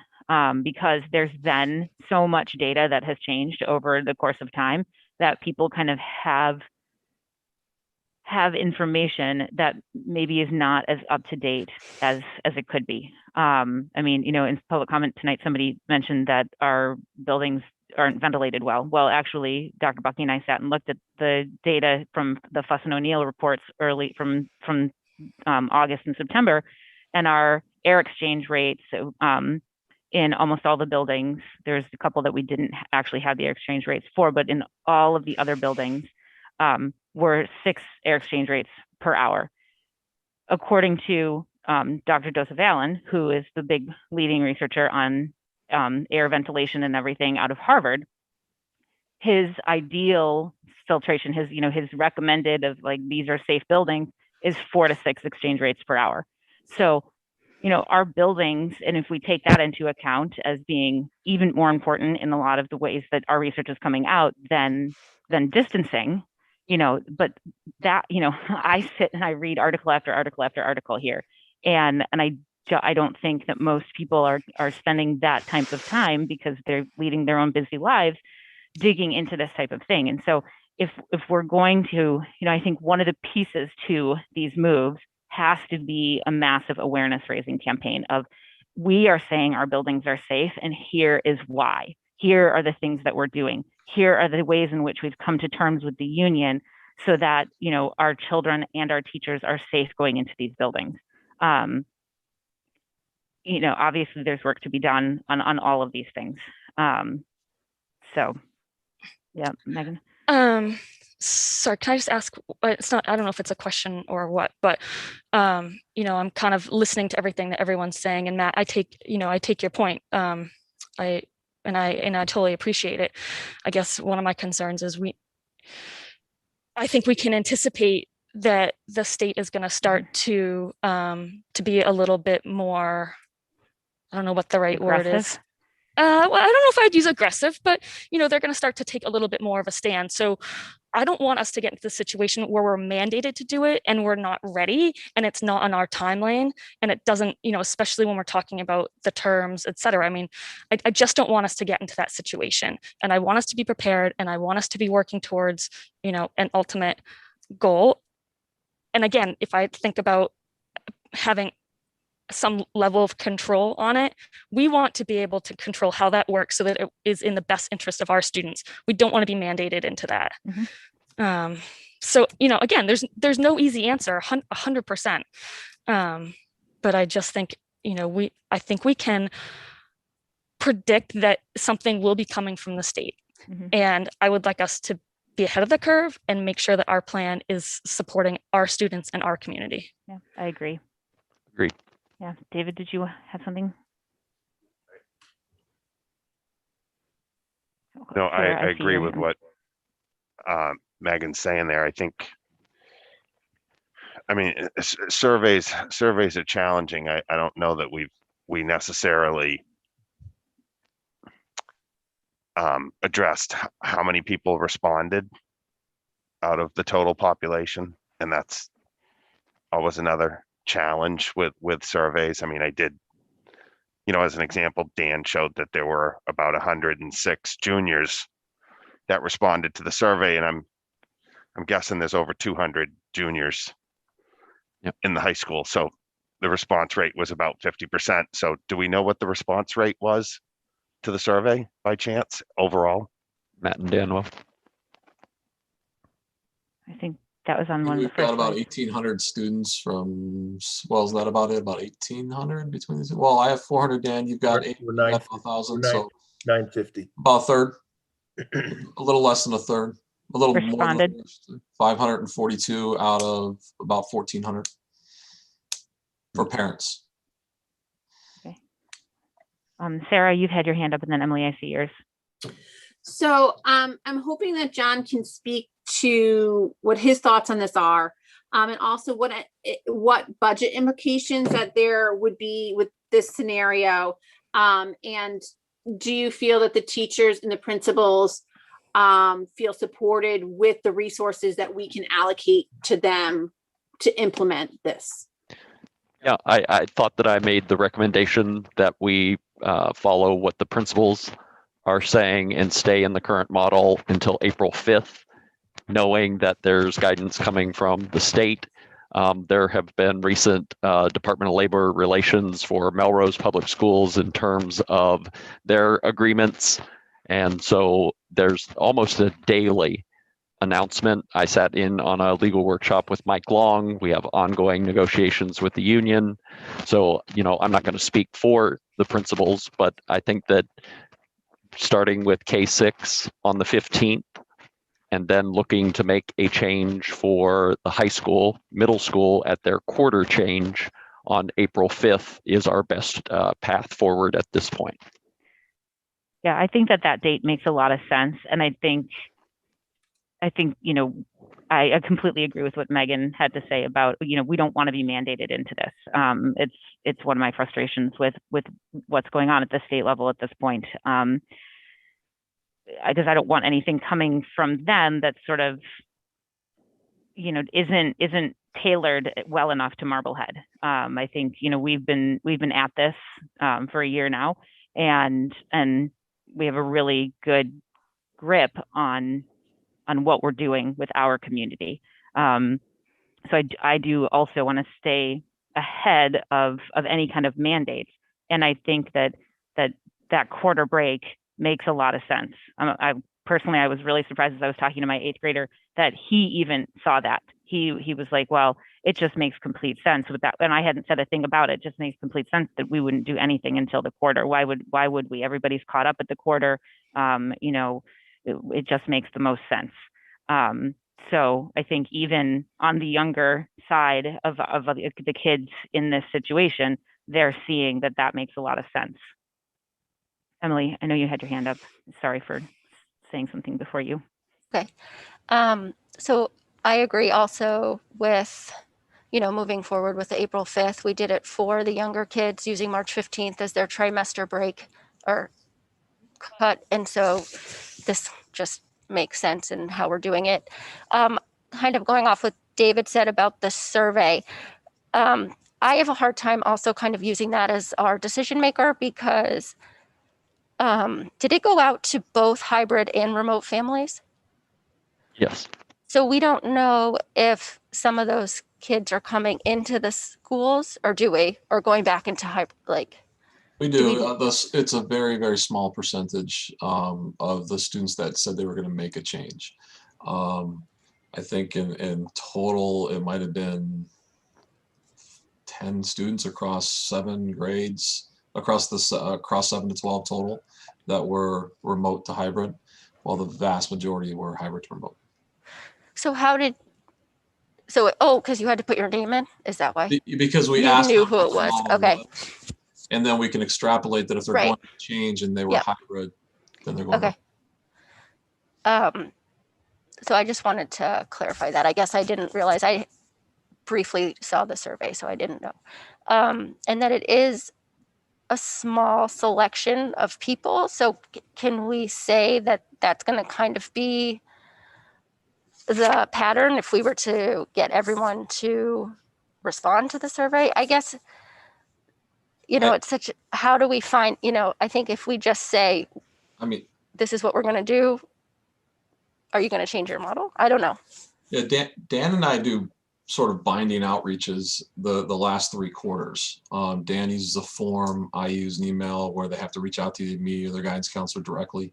We've been talking small enough numbers that I can then talk to every family about sort of their reason behind their changes to make sure that that's going to really suit their needs as opposed to what they think the other model is. I'm done predicting anything this year. Right. Well, to numbers. I think the reality, I said that in my class size, look at my class sizes this year. It's hard to predict. And I was shocked. I had a lot of requests last quarter, much more than I thought, to move. But again, you talk with families and maybe they come to a point where it's not really the best thing once they learn the whole program. But it's worrisome because I've not seen these types of numbers before, upwards of 25% in a survey. So that's yeah. It's not who knows. Just 1 second, and then I'll. I also think there's something to be said for setting this April date and having April in our minds instead of March in our minds. That the concept of being able to go outside, of having windows open all of the time, of getting that much further out from surges or that much better data on any kind of variants that are coming into play at this point. I think when those surveys were sent out, it was being talked about of a March date. And so my hope would be sort of to kind of, again, push on this awareness piece that more data will come out, that we will be able to explain things, that people will get a better grasp on what's going on and what the reality of the situation on the ground is as we're looking to make these changes, what classrooms would look like, and how this would all roll out so that they can make a truly informed decision instead of kind of okay, yes, I've been for getting my child in more all along, or this really makes me antsy. I need more time to feel comfortable with this. And I think if I can just follow on from that too, we just heard I'm kind of losing track of days, but I'm pretty sure it was just yesterday when the teachers got priority on the vaccinations. So this also gives us another month to move forward with vaccinations as well, because I take the teachers' concerns to heart too, as I'm sure we all do. So I think really having a hard push to get teacher vaccinations done too and support that would is a good step in the right direction as well. John, you had wanted to. Yeah, I'll let Matt go. He had raised his hand. Sorry, Matt. Just a 2-second, just to answer your question, it was 101 to 12. So 101 elective to hybrid to remote versus 12 remote to hybrid. Okay. So I think there was a piece when we were talking about surveys that was initially discussed that if people did not respond, that they would be locked into or kept in their current model. And so I have found that people that respond to surveys are those that feel passionately about whatever the survey is seeking the information on. So whether that's going back more in person or staying more in the current model. So the response rate, while could be questioned, is that a representative sample? I think that it probably is, because the people that responded to the survey wanted to make sure that their points of view were known. I do want to address the budget concern that Sarah raised. I'm not sure specifically if she could ask that in more detail, the budget question, so that we can speak to it. So, will the implications of this require us to have, more than the one tent at the high school, or will it require an increase in cleaning, which we just, did away with that? That was $30,000 a week. Will it mean an increase in possibly nursing staff? Like what increases, if any, and there may be none, would be implications of this change? I just want to make sure if we build it and they come, we fund it. Yep. At this time, I think funding the outdoor learning spaces, and this is where I think Nan led with the parent volunteers and putting out there how much those will cost. That would be a budget implication if we're not able to fundraise that money, but in terms of cleaning or additional nursing, none of that at this time. I did ask John to price out a few things this week, such as Dr. Benedetto's suggestion last week about surgical masks. And so we did get some information back on that. I think it was about $8,500 to provide surgical masks for students in grades 7 to 12 every day upon entering the building. We're already doing all of the hand sanitizer pieces, so that those are at no additional cost and will continue to be there regardless of whether we make a change or not. Was there another piece that I had? The glass shields or the plexiglass shields for teacher desk or student desks, the dividers is what we were talking about. And the air purifiers have already been purchased, so any staff member that wants air purifiers, so that's in place. And then I think this one goes without asking, but we are in the business of educating children. So let's ask, what in the mind of Dr. Bucky and the principals is the best educational outcome at this point with a quarter left? And I want to make sure that we're also making sure that we're paying attention to how will we educate if we lose 25% to the remote program. I think, I have tried to be clear from the beginning. The best is in person every day, full days with their teachers. Getting to that is not as easy, and clearly Dan and Matt outlined some of those, particularly with the movement from hybrid to remote or remote to hybrid. But the sooner that we can get to more normal school days, the better it is for all of us. It is the common goal that we're all working toward. So the negotiations with MEA, that's the conversation. We're all working toward the same goal. So I just want to be very clear that full in-person instruction is what's best for kids. Getting there safely is important. That's why we're starting K-6 with the 3 weeks of half days before introducing lunch, because March 15th is going to be like the first day of school. Again, children will be in classes not of 7 or 8, but of 18 or 19. And so being in the classroom, what is it like to get dropped off at school? What is it like to come into school, move through the corridors, go to your specials, go to the bathroom, go to recess, have a break? I could see Megan on April 5th transitioning to full days for K to 6. We will have been able to get a group of parent volunteers to address the lunch supervision, recess supervision. So if we have that opportunity to get into the structure, get students used to what the new classrooms look like, how to navigate the buildings, then full days for K to 6. And I think that the April 5th date is also a good target transition for 7 to 12. As I've said several times, the commissioner is meeting with the Board of Ed tomorrow. So that conversation could dramatically change what happens if legal cases continue to be solved.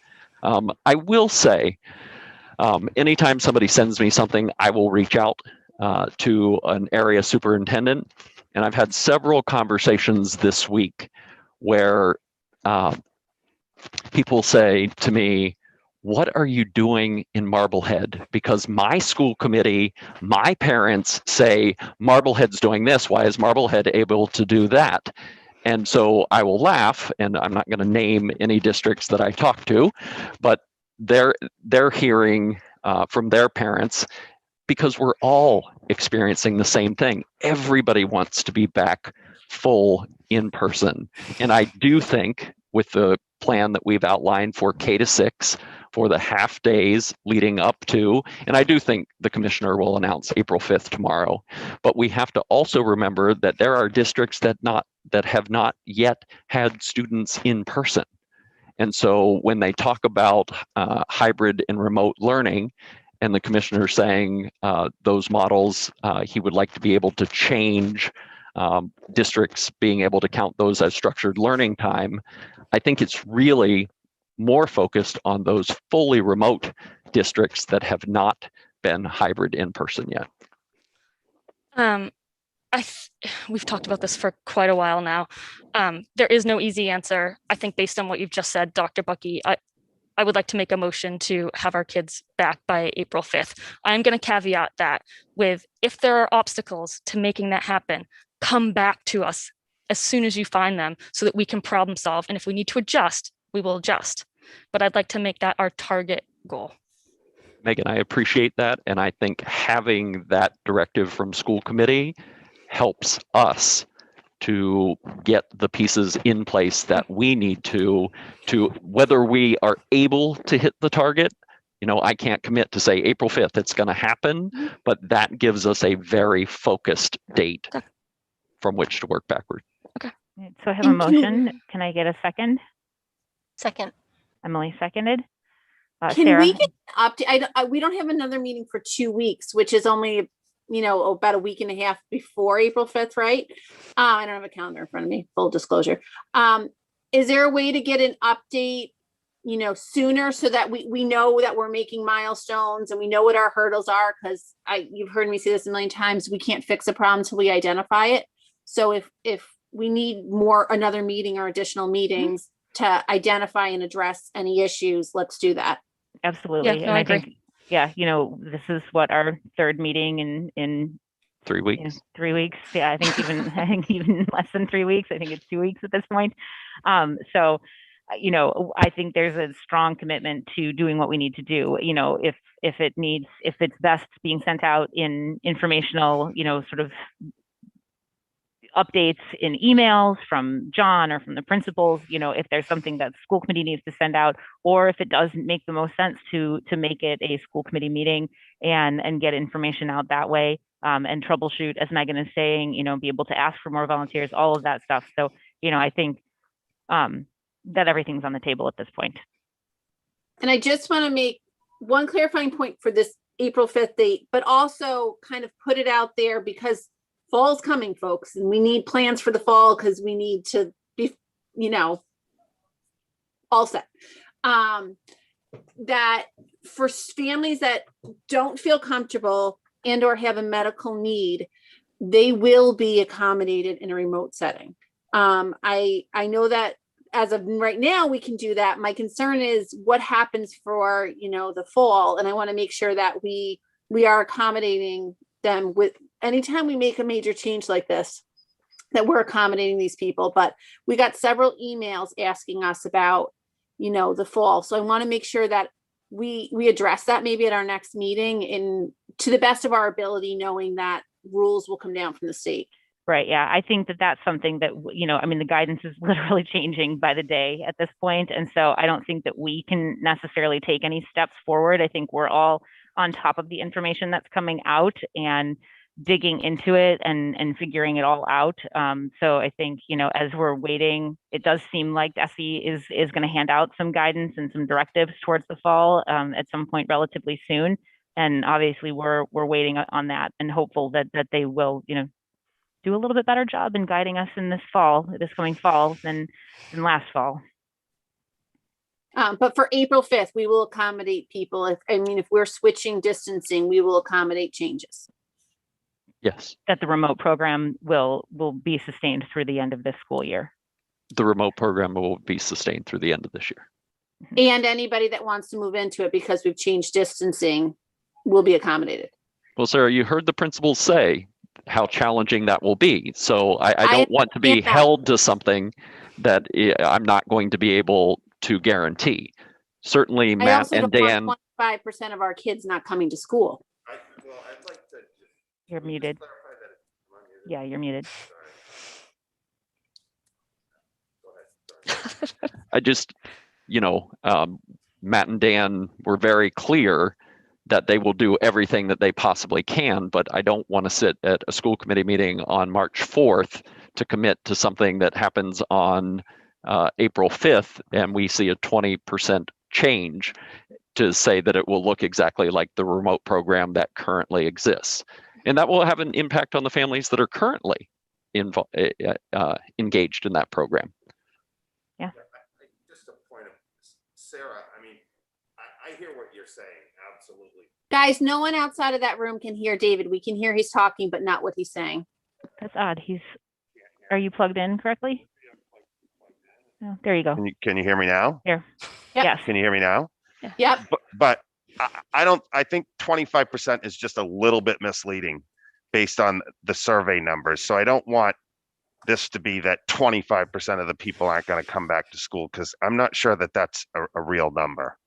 So we know that there's people obviously that will choose not to come back to school, but I don't think it's order of magnitude of 25% based on what we've seen tonight. And I don't want to leave this meeting with a perception that 25% I'm just of the using people the numbers that came from the survey, and where, not everybody, I think they said Right. a third of the people. So we don't know, but we can only go on the data we have, and that right now is the imperfect data we have.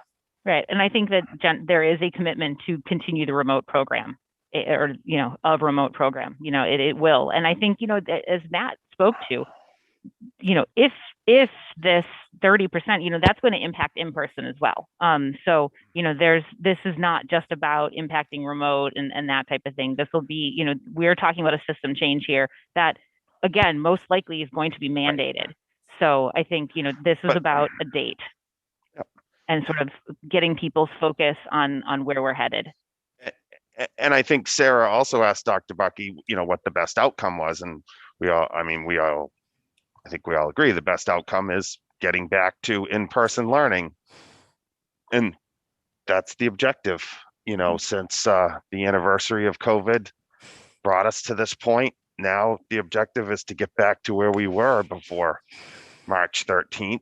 And I think we both heard Dan and Matt say that when we get back into learning, there will be people that will need to be accommodated, and they'll do just like they've done for the last year. I'm sure they'll do the best they can to accommodate those people one way or another. But I think the goal is to be back in school. I mean, that's what we've been hearing socially and emotionally. But yes, I'm in full agreement, Sarah, that there are people, if they're not back in school, but I think the district will find the resources and find a way to work with those people, just like we've done over the last year with all the different scenarios that we've had. And I think a lot of this signaling from DESE over the past week or week and a half is indicative of where it's headed. There's been a lot of local control over the past year, and basically almost all local control. And so, but that, on March 4th last year, that did not exist. We were heavily regulated as to how long we needed to be in our buildings, how many days we needed to be in our buildings, what all of that looked like, time on learning, all of that. And so we are headed back to a much more regulated state in total. So I think, we're still proceeding as we need to proceed. I think as a school, we're doing what needs necessary to be done. I think, talking about and making any kind of commitments to next fall, I think is foolish at this point. And that we've sort of set the state of and gotten it out there of April 5th. And that, we're in the process of setting it. I think we've got a motion, a second on the table right now. And that sort of, we will be updating regularly as to the progress on that and as to the DESE guidance to that and where all of this is headed. And I think to speak to your point, Sarah, that, getting information out there will make people feel more comfortable. If we can post that Fuss and O'Neill report and talk about the air exchange rates and things and get that out there, that may get some information out there that changes people's comfort level. Mm-hmm. Well, I think the pool testing might change people's comfort level as well. That's another factor that just started this week that we heard about an hour and a half ago. I think and I'm hopeful that will be I think positive. Even us moving to get the athletes tested. I think, what and the I athletes heard in being the tested. SAC Exactly. is that it makes those kids a little antsy to be sitting next to kids who are playing football right now at closer distancing. So, all of this information, all of these steps forward, I think, we're moving. I do have a motion, a second on the table to set that April 5th date as a goal to getting our children K through 12 back into the building. So I will take a roll call vote. Sarah Gold, yes. Sarah Fox. Yes. Megan Taylor. Yes. Emily Barron. Yes. And David Harris. Yes. All right, that motion passes 5-0. Thank you, Matt and Dan. We appreciate all the work that you guys have done on those surveys all week and really kind of digging down. And Dan, thank you also for meeting with the juniors. I did have a parent reach out to me regarding the fact that had gone on. And so I'm really grateful that you've sat down with them and kind of understood their survey and where they were coming at and what they've been hearing. Anything else, John? I just needed to update the committee on two things. The Brown, Lucretia and Joseph Brown Elementary School principal search. We have put together a search committee for that. On that committee will be myself, Nan Murphy as the assistant superintendent, Matt Fox as an education rep, David Harris as school committee rep. And I apologize, I learned that if there's a school committee rep on a group, that is yours to pick. And unfortunately, I think the horse is out of the barn on this one, but David has agreed to be the school committee rep.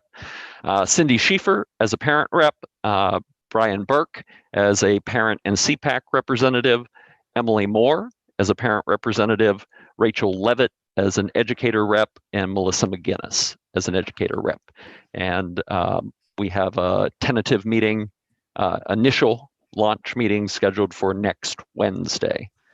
That sounds like a great committee.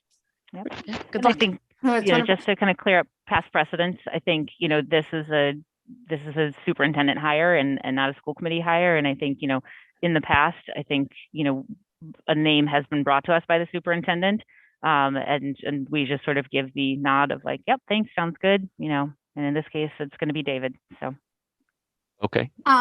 Can you just note which of those, who of the parents are elementary school parents? The parent representatives are Cindy Schieffer, Brian Burke, and Emily Moore. Okay, is there a elementary school parent? I don't believe so. Nobody that would have a Okay. student in the school. Okay, And then the other committee that Stephen Quietech is putting together is transitioning our website to the Blackboard Connect platform. And he has asked for a school committee rep, and both Emily and Sarah Fox have expressed interest in that. And I don't want to misstep again, so I don't know if the committee votes on that or it's left to me, or I just thought I would bring it to the group. I'm fine yielding that to Emily. Okay, yeah, I think Emily, Emily, I know, has done a lot on the building committee website, and she certainly manages and puts up various things on the school committee website too. So I think that makes a lot of sense at this point. She's our resident techie on the committee. Is that the title you always wanted? Always. Probably not what you thought that you'd be pigeonholed into. My husband would be proud. All right, sounds good. Good, thank you. Lots of great work going on. Okay, so that leads us to our schedule of bills. Let me find that. So we did have that schedule in our packet in the Dropbox. So can I get a motion to approve the identified schedule of bills totaling $3,126,033.26? So moved. Megan moved. Can I get a second? Oh, second, sorry. Emily second. Was there any questions on that? Mm-mm. All right. Sarah Gold, yes. Sarah Fox. Yes. Megan Taylor. Yes. David Harris. Yes. And Emily Barron. Yes. All right. Thanks, guys. And so that will lead us up to Michelle. We've got an FY22 budget update. Do you want me to take that? Would that be easier? Sure. Hi, yeah, I'm here. Oh, sorry, Michelle. I didn't. There really is no update at this point with FY22. Yeah, certainly, Meg, you can talk about the meeting we had this week. I thought it was FY21. There's nothing to report on 21 since last week. Okay. So on fiscal year 22 budget, we did have a subcommittee meeting this week. What came out of it was John and his team will prioritize his list of priorities. Yeah, I know that sounds funny, but we've got 6 of them. So let's, kind of rank order those, as well as, the additional requests that have come out through the leadership team deep dive. So he's, working on that with his team. I do think it's important to note that I think in our last meeting, we had mentioned that we'd met with the town, and that was a very positive meeting, and we'll be meeting with them again. I don't think it's next week, maybe the week after. But I just want to reiterate that so far has been a really positive working relationship. That, the town is incredibly collaborative with us.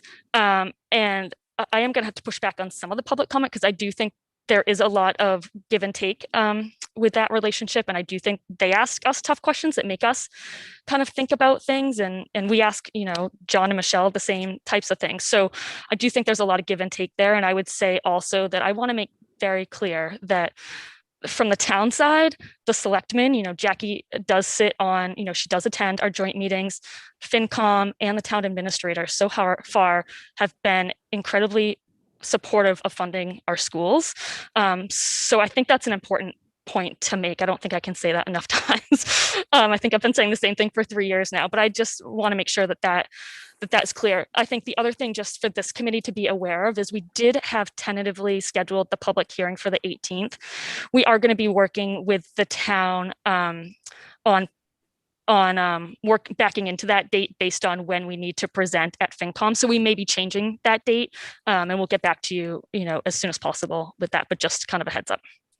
I appreciate that note about the town, Megan, because I think, that is something that we've worked incredibly hard on these last 3 budget cycles. And, we've come a long ways. We've been through a lot, and, as a school district as well as a town. And I think, there's always bright spots in every, tough spot that we traverse, and I think that's one of them.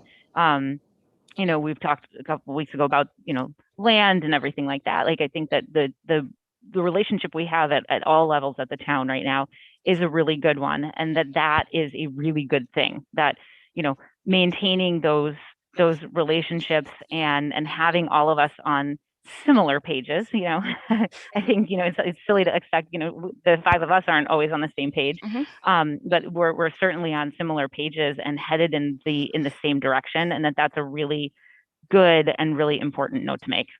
Yeah, and I think also, you know, this is my own opinion on it, is that had we not been in a global pandemic, we might be in a different place than where we are now. And I'm saying that really from a community perspective, because it's hard. I mean, we've just spent like what, almost 2.5 hours talking about this. Is a hard place to be. But I think I think in this regard, we're all working really well together and supportive of each other. So I think, you know, again, given where we are, I just wanted to make that point. So thanks. All right, that was all that we had there. So that moves us on to school committee things.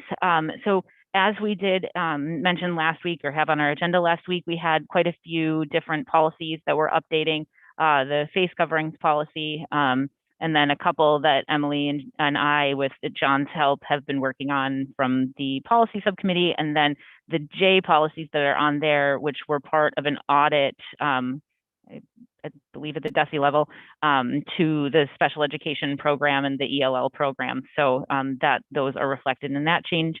So I will, this is, you know, we've covered these quite a few times in open session. We were at our voting time. So I will ask for a motion to accept the changes to policies EBCFA, face coverings, IHBAA, observations of special education programs, IHCA, summer schools, JFABD, homeless students, enrollment rights and services, JFABE,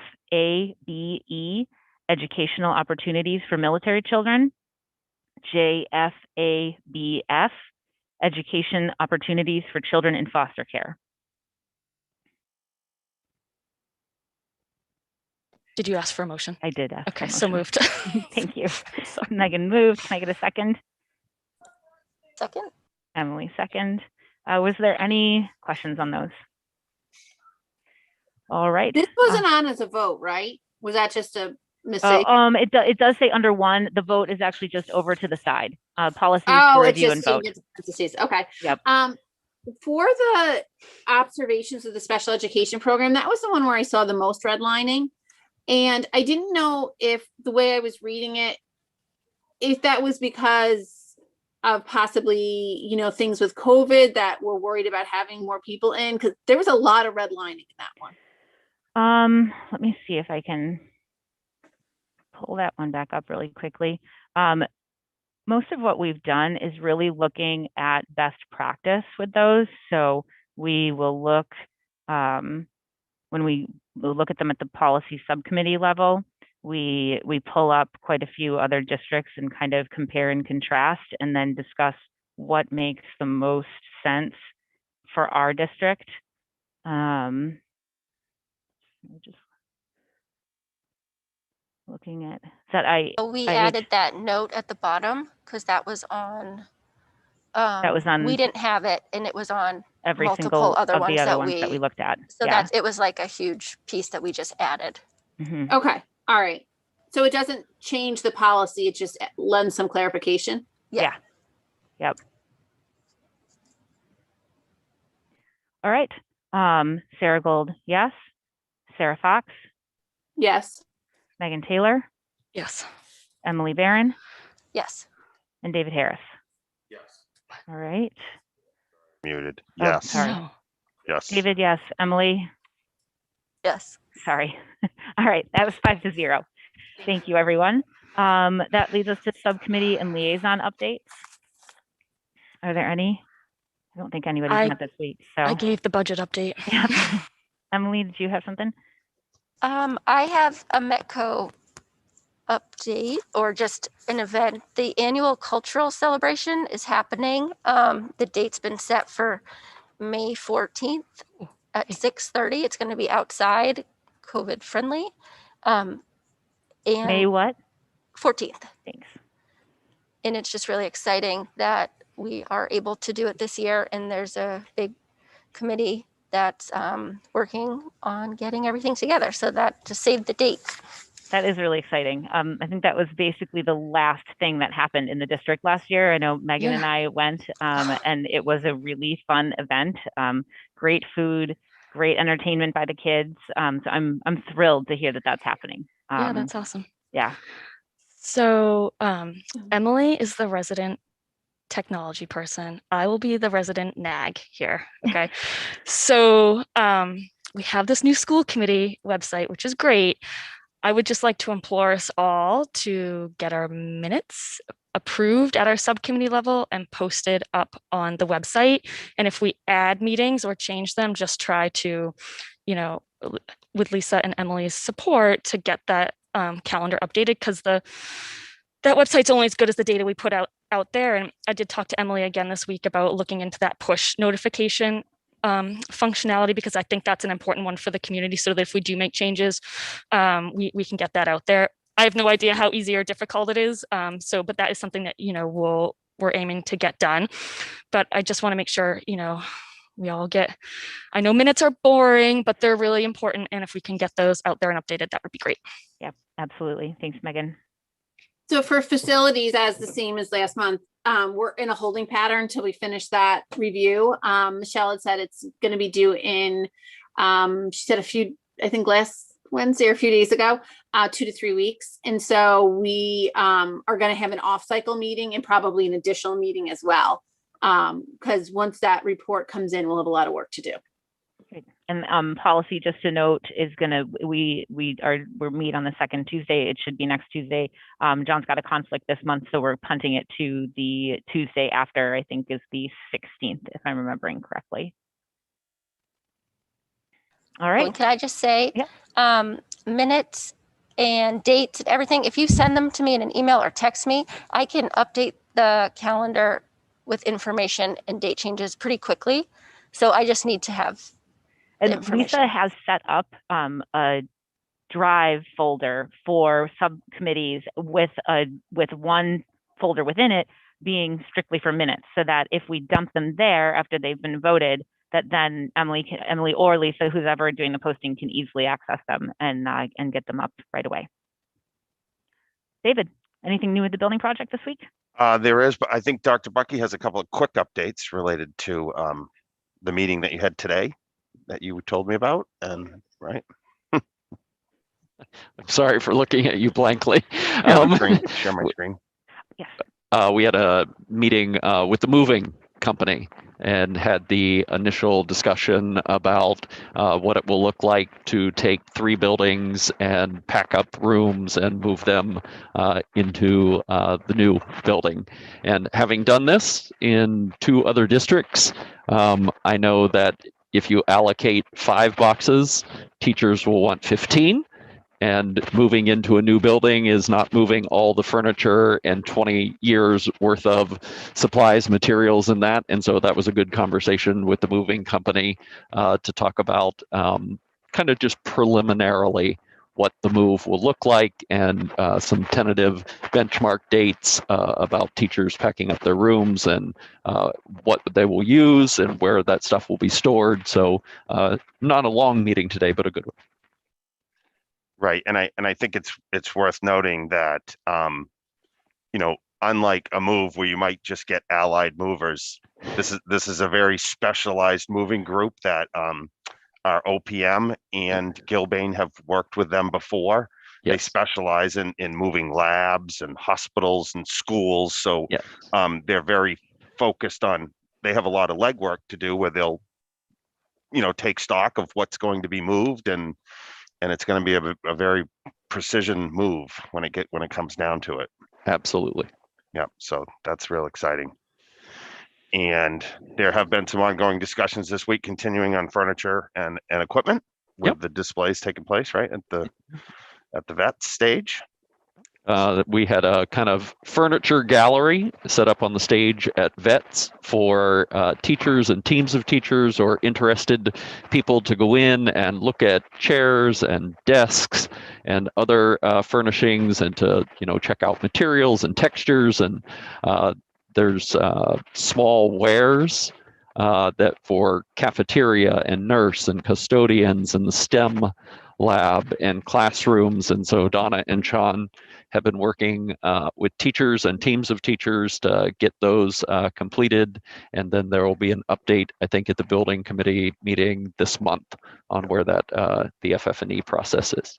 This is an exciting process for teachers because so much of the building committee process has been the building committee, and they have teacher reps which have done an amazing job, but now it gets more personal.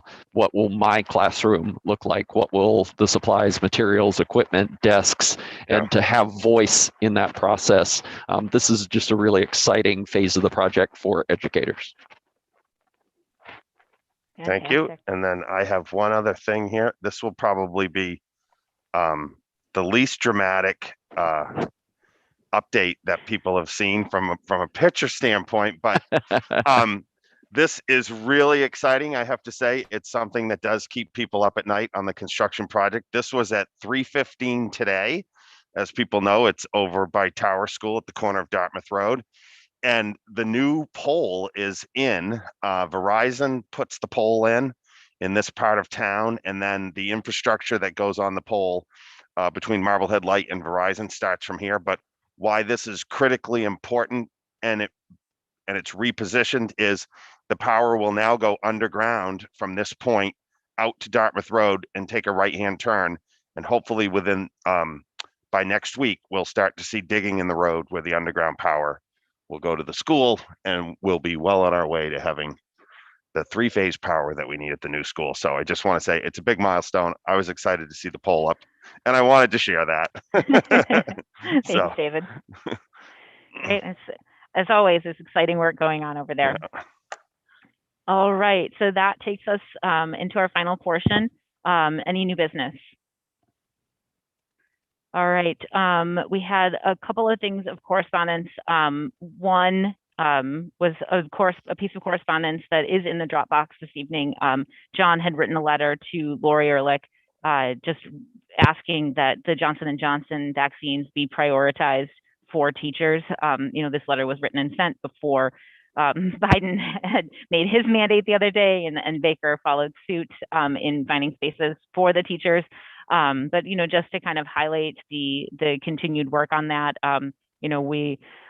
John's been hard at work trying to see if Marblehead can, with the Board of Health, can get some kind of a clinic. We've heard from other communities that they've been able to pull this off. So we are, kind of diligently trying to chip away at that in hopes that we can do that for our teachers and staff, which would be great. Just kind of always trying to move things forward as quickly as possible, and kind of using every avenue in which to do that. I would just encourage everyone to stay up on when they can get vaccinated, because as we have this conversation around our older learners, most of these vaccines are not okay for most of our learners, but some of our learners are of age to be able to receive these vaccines, and some of our learners do have medical conditions that allow them to be in the queue already. So I think it's important to note that, it's not only just at the teacher level that our students can be involved in this too, as well as our parents, particularly those who might be volunteering to come into the schools. Anyone who can get that shot is that's a good thing. John, is there talk about, we talk about the staff and everybody to get the students in, but is there talk about making the students in that building part of, bringing them into that phase too, because that will add to the safety in the buildings? So I don't think most of our students, because I think of the students who for the qualify high for school, age, it would be about half. Well, and of the ones that qualify by age, I highly doubt most of them are qualified to actually receive the shot at this point, are within the queue. That's what I'm saying. Could they qualify under that K through 12 stipulation, or is it only staff?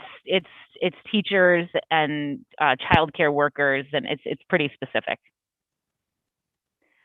John and I received, and this is just kind of coming into my head, John and I received an email from Helene Hazlett today regarding the Dollars for Scholars scholarship. And so they are working on a fundraising campaign. I wanted to note it here because I would like for, they've got various businesses throughout town that are offering percentages of purchases and sales that are going into the Dollars for Scholars fund.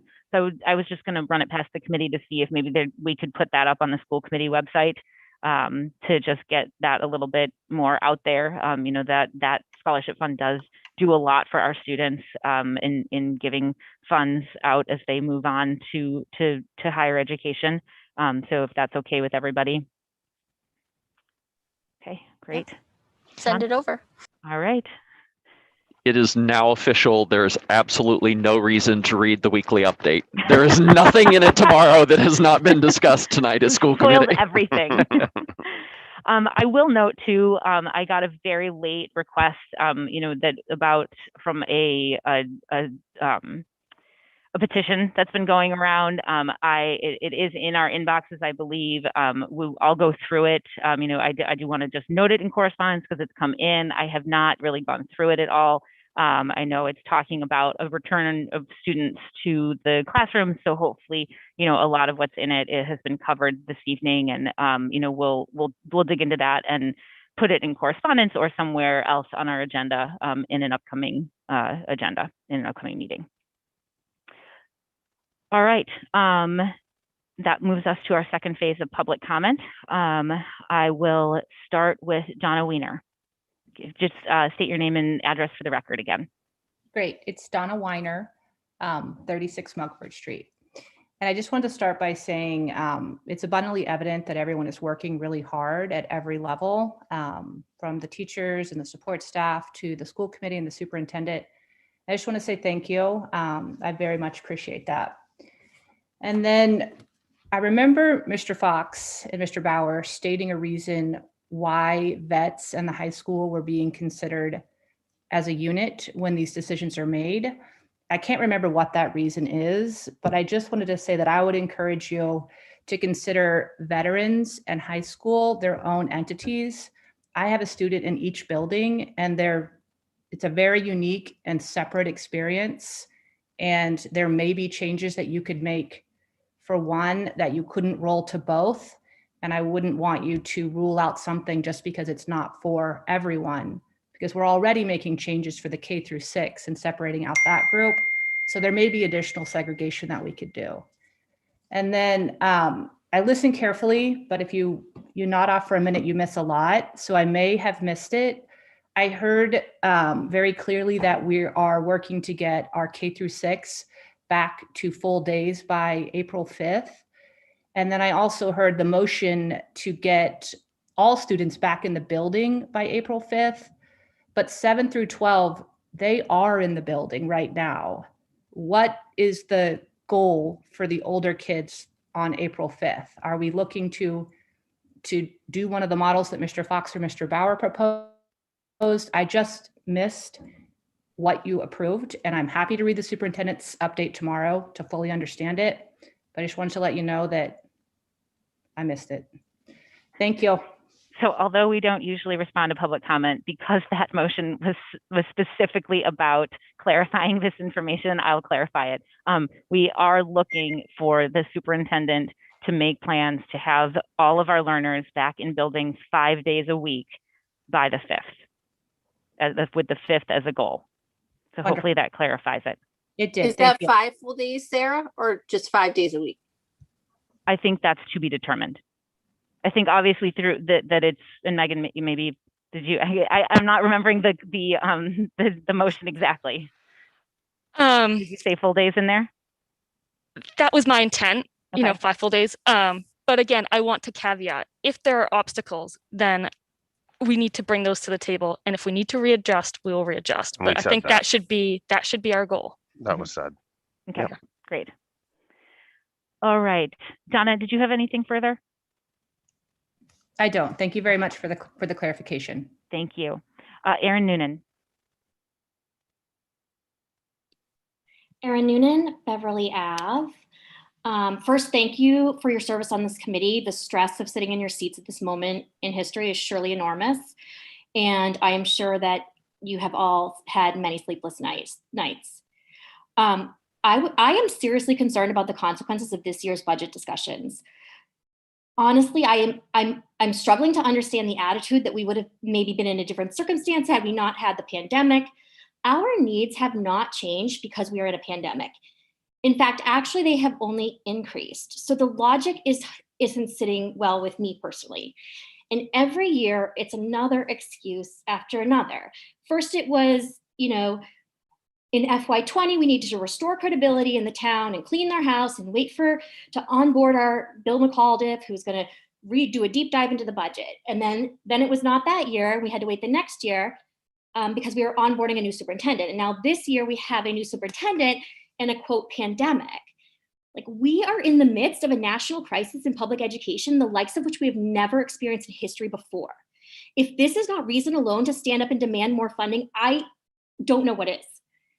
There will be a huge mental health as well as educational gap.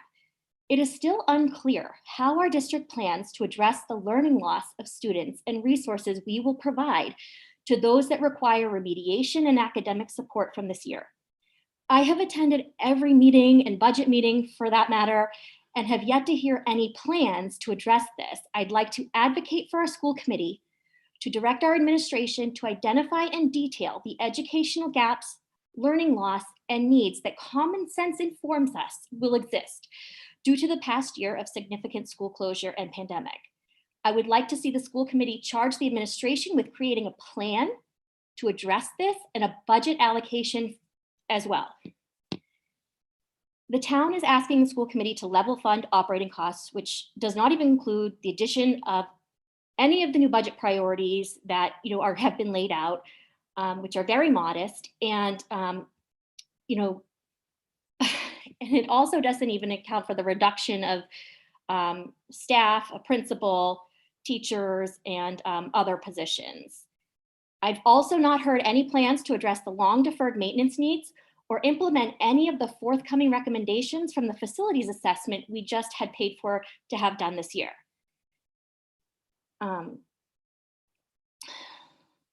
There's just been a long list, and everyone knows it, you all know it, of all the ways in which we could improve our schools. Again, the maintenance, Principal Murphy has been asking for a curriculum coach for 2 years in a row now. We could be funding gifted and talented programs that our benchmark districts are offering. We need more guidance counselors at the high school. We need to plan for curriculum review at the high school or reinvent the curriculum director roles and department heads that once existed, that had supervisory roles and focused on curriculum. We need to implement and develop STEAM innovation curriculum and programming. And finally, we need money to transition more special education students to a co-taught model to maximize inclusion in this district. Thank you.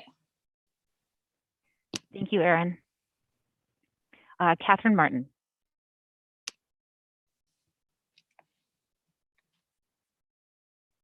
Sorry about that. Catherine Martin, 29 West Shore Drive. I wholeheartedly agree with every single thing Erin Noonan just said. I just heard a budget update that did not talk about the budget, and that's concerning to me because I sat in the budget subcommittee meeting the other day and we're still $1 million off from the town. And does saying that we have an awesome working relationship mean that we're getting that $1 million? Because the way I heard it from Michelle was we were going to start to need to make cuts. So if we're going to take that $200,000 and get phones and Wi-Fi and wireless, it's coming off our operational budget. That's the way I'm hearing it.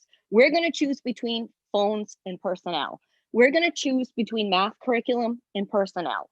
We're going to have to make these choices because we did not go forward, like Erin said, and look for an override this year or look for more funding. We've kicked the can down the road 2 more years.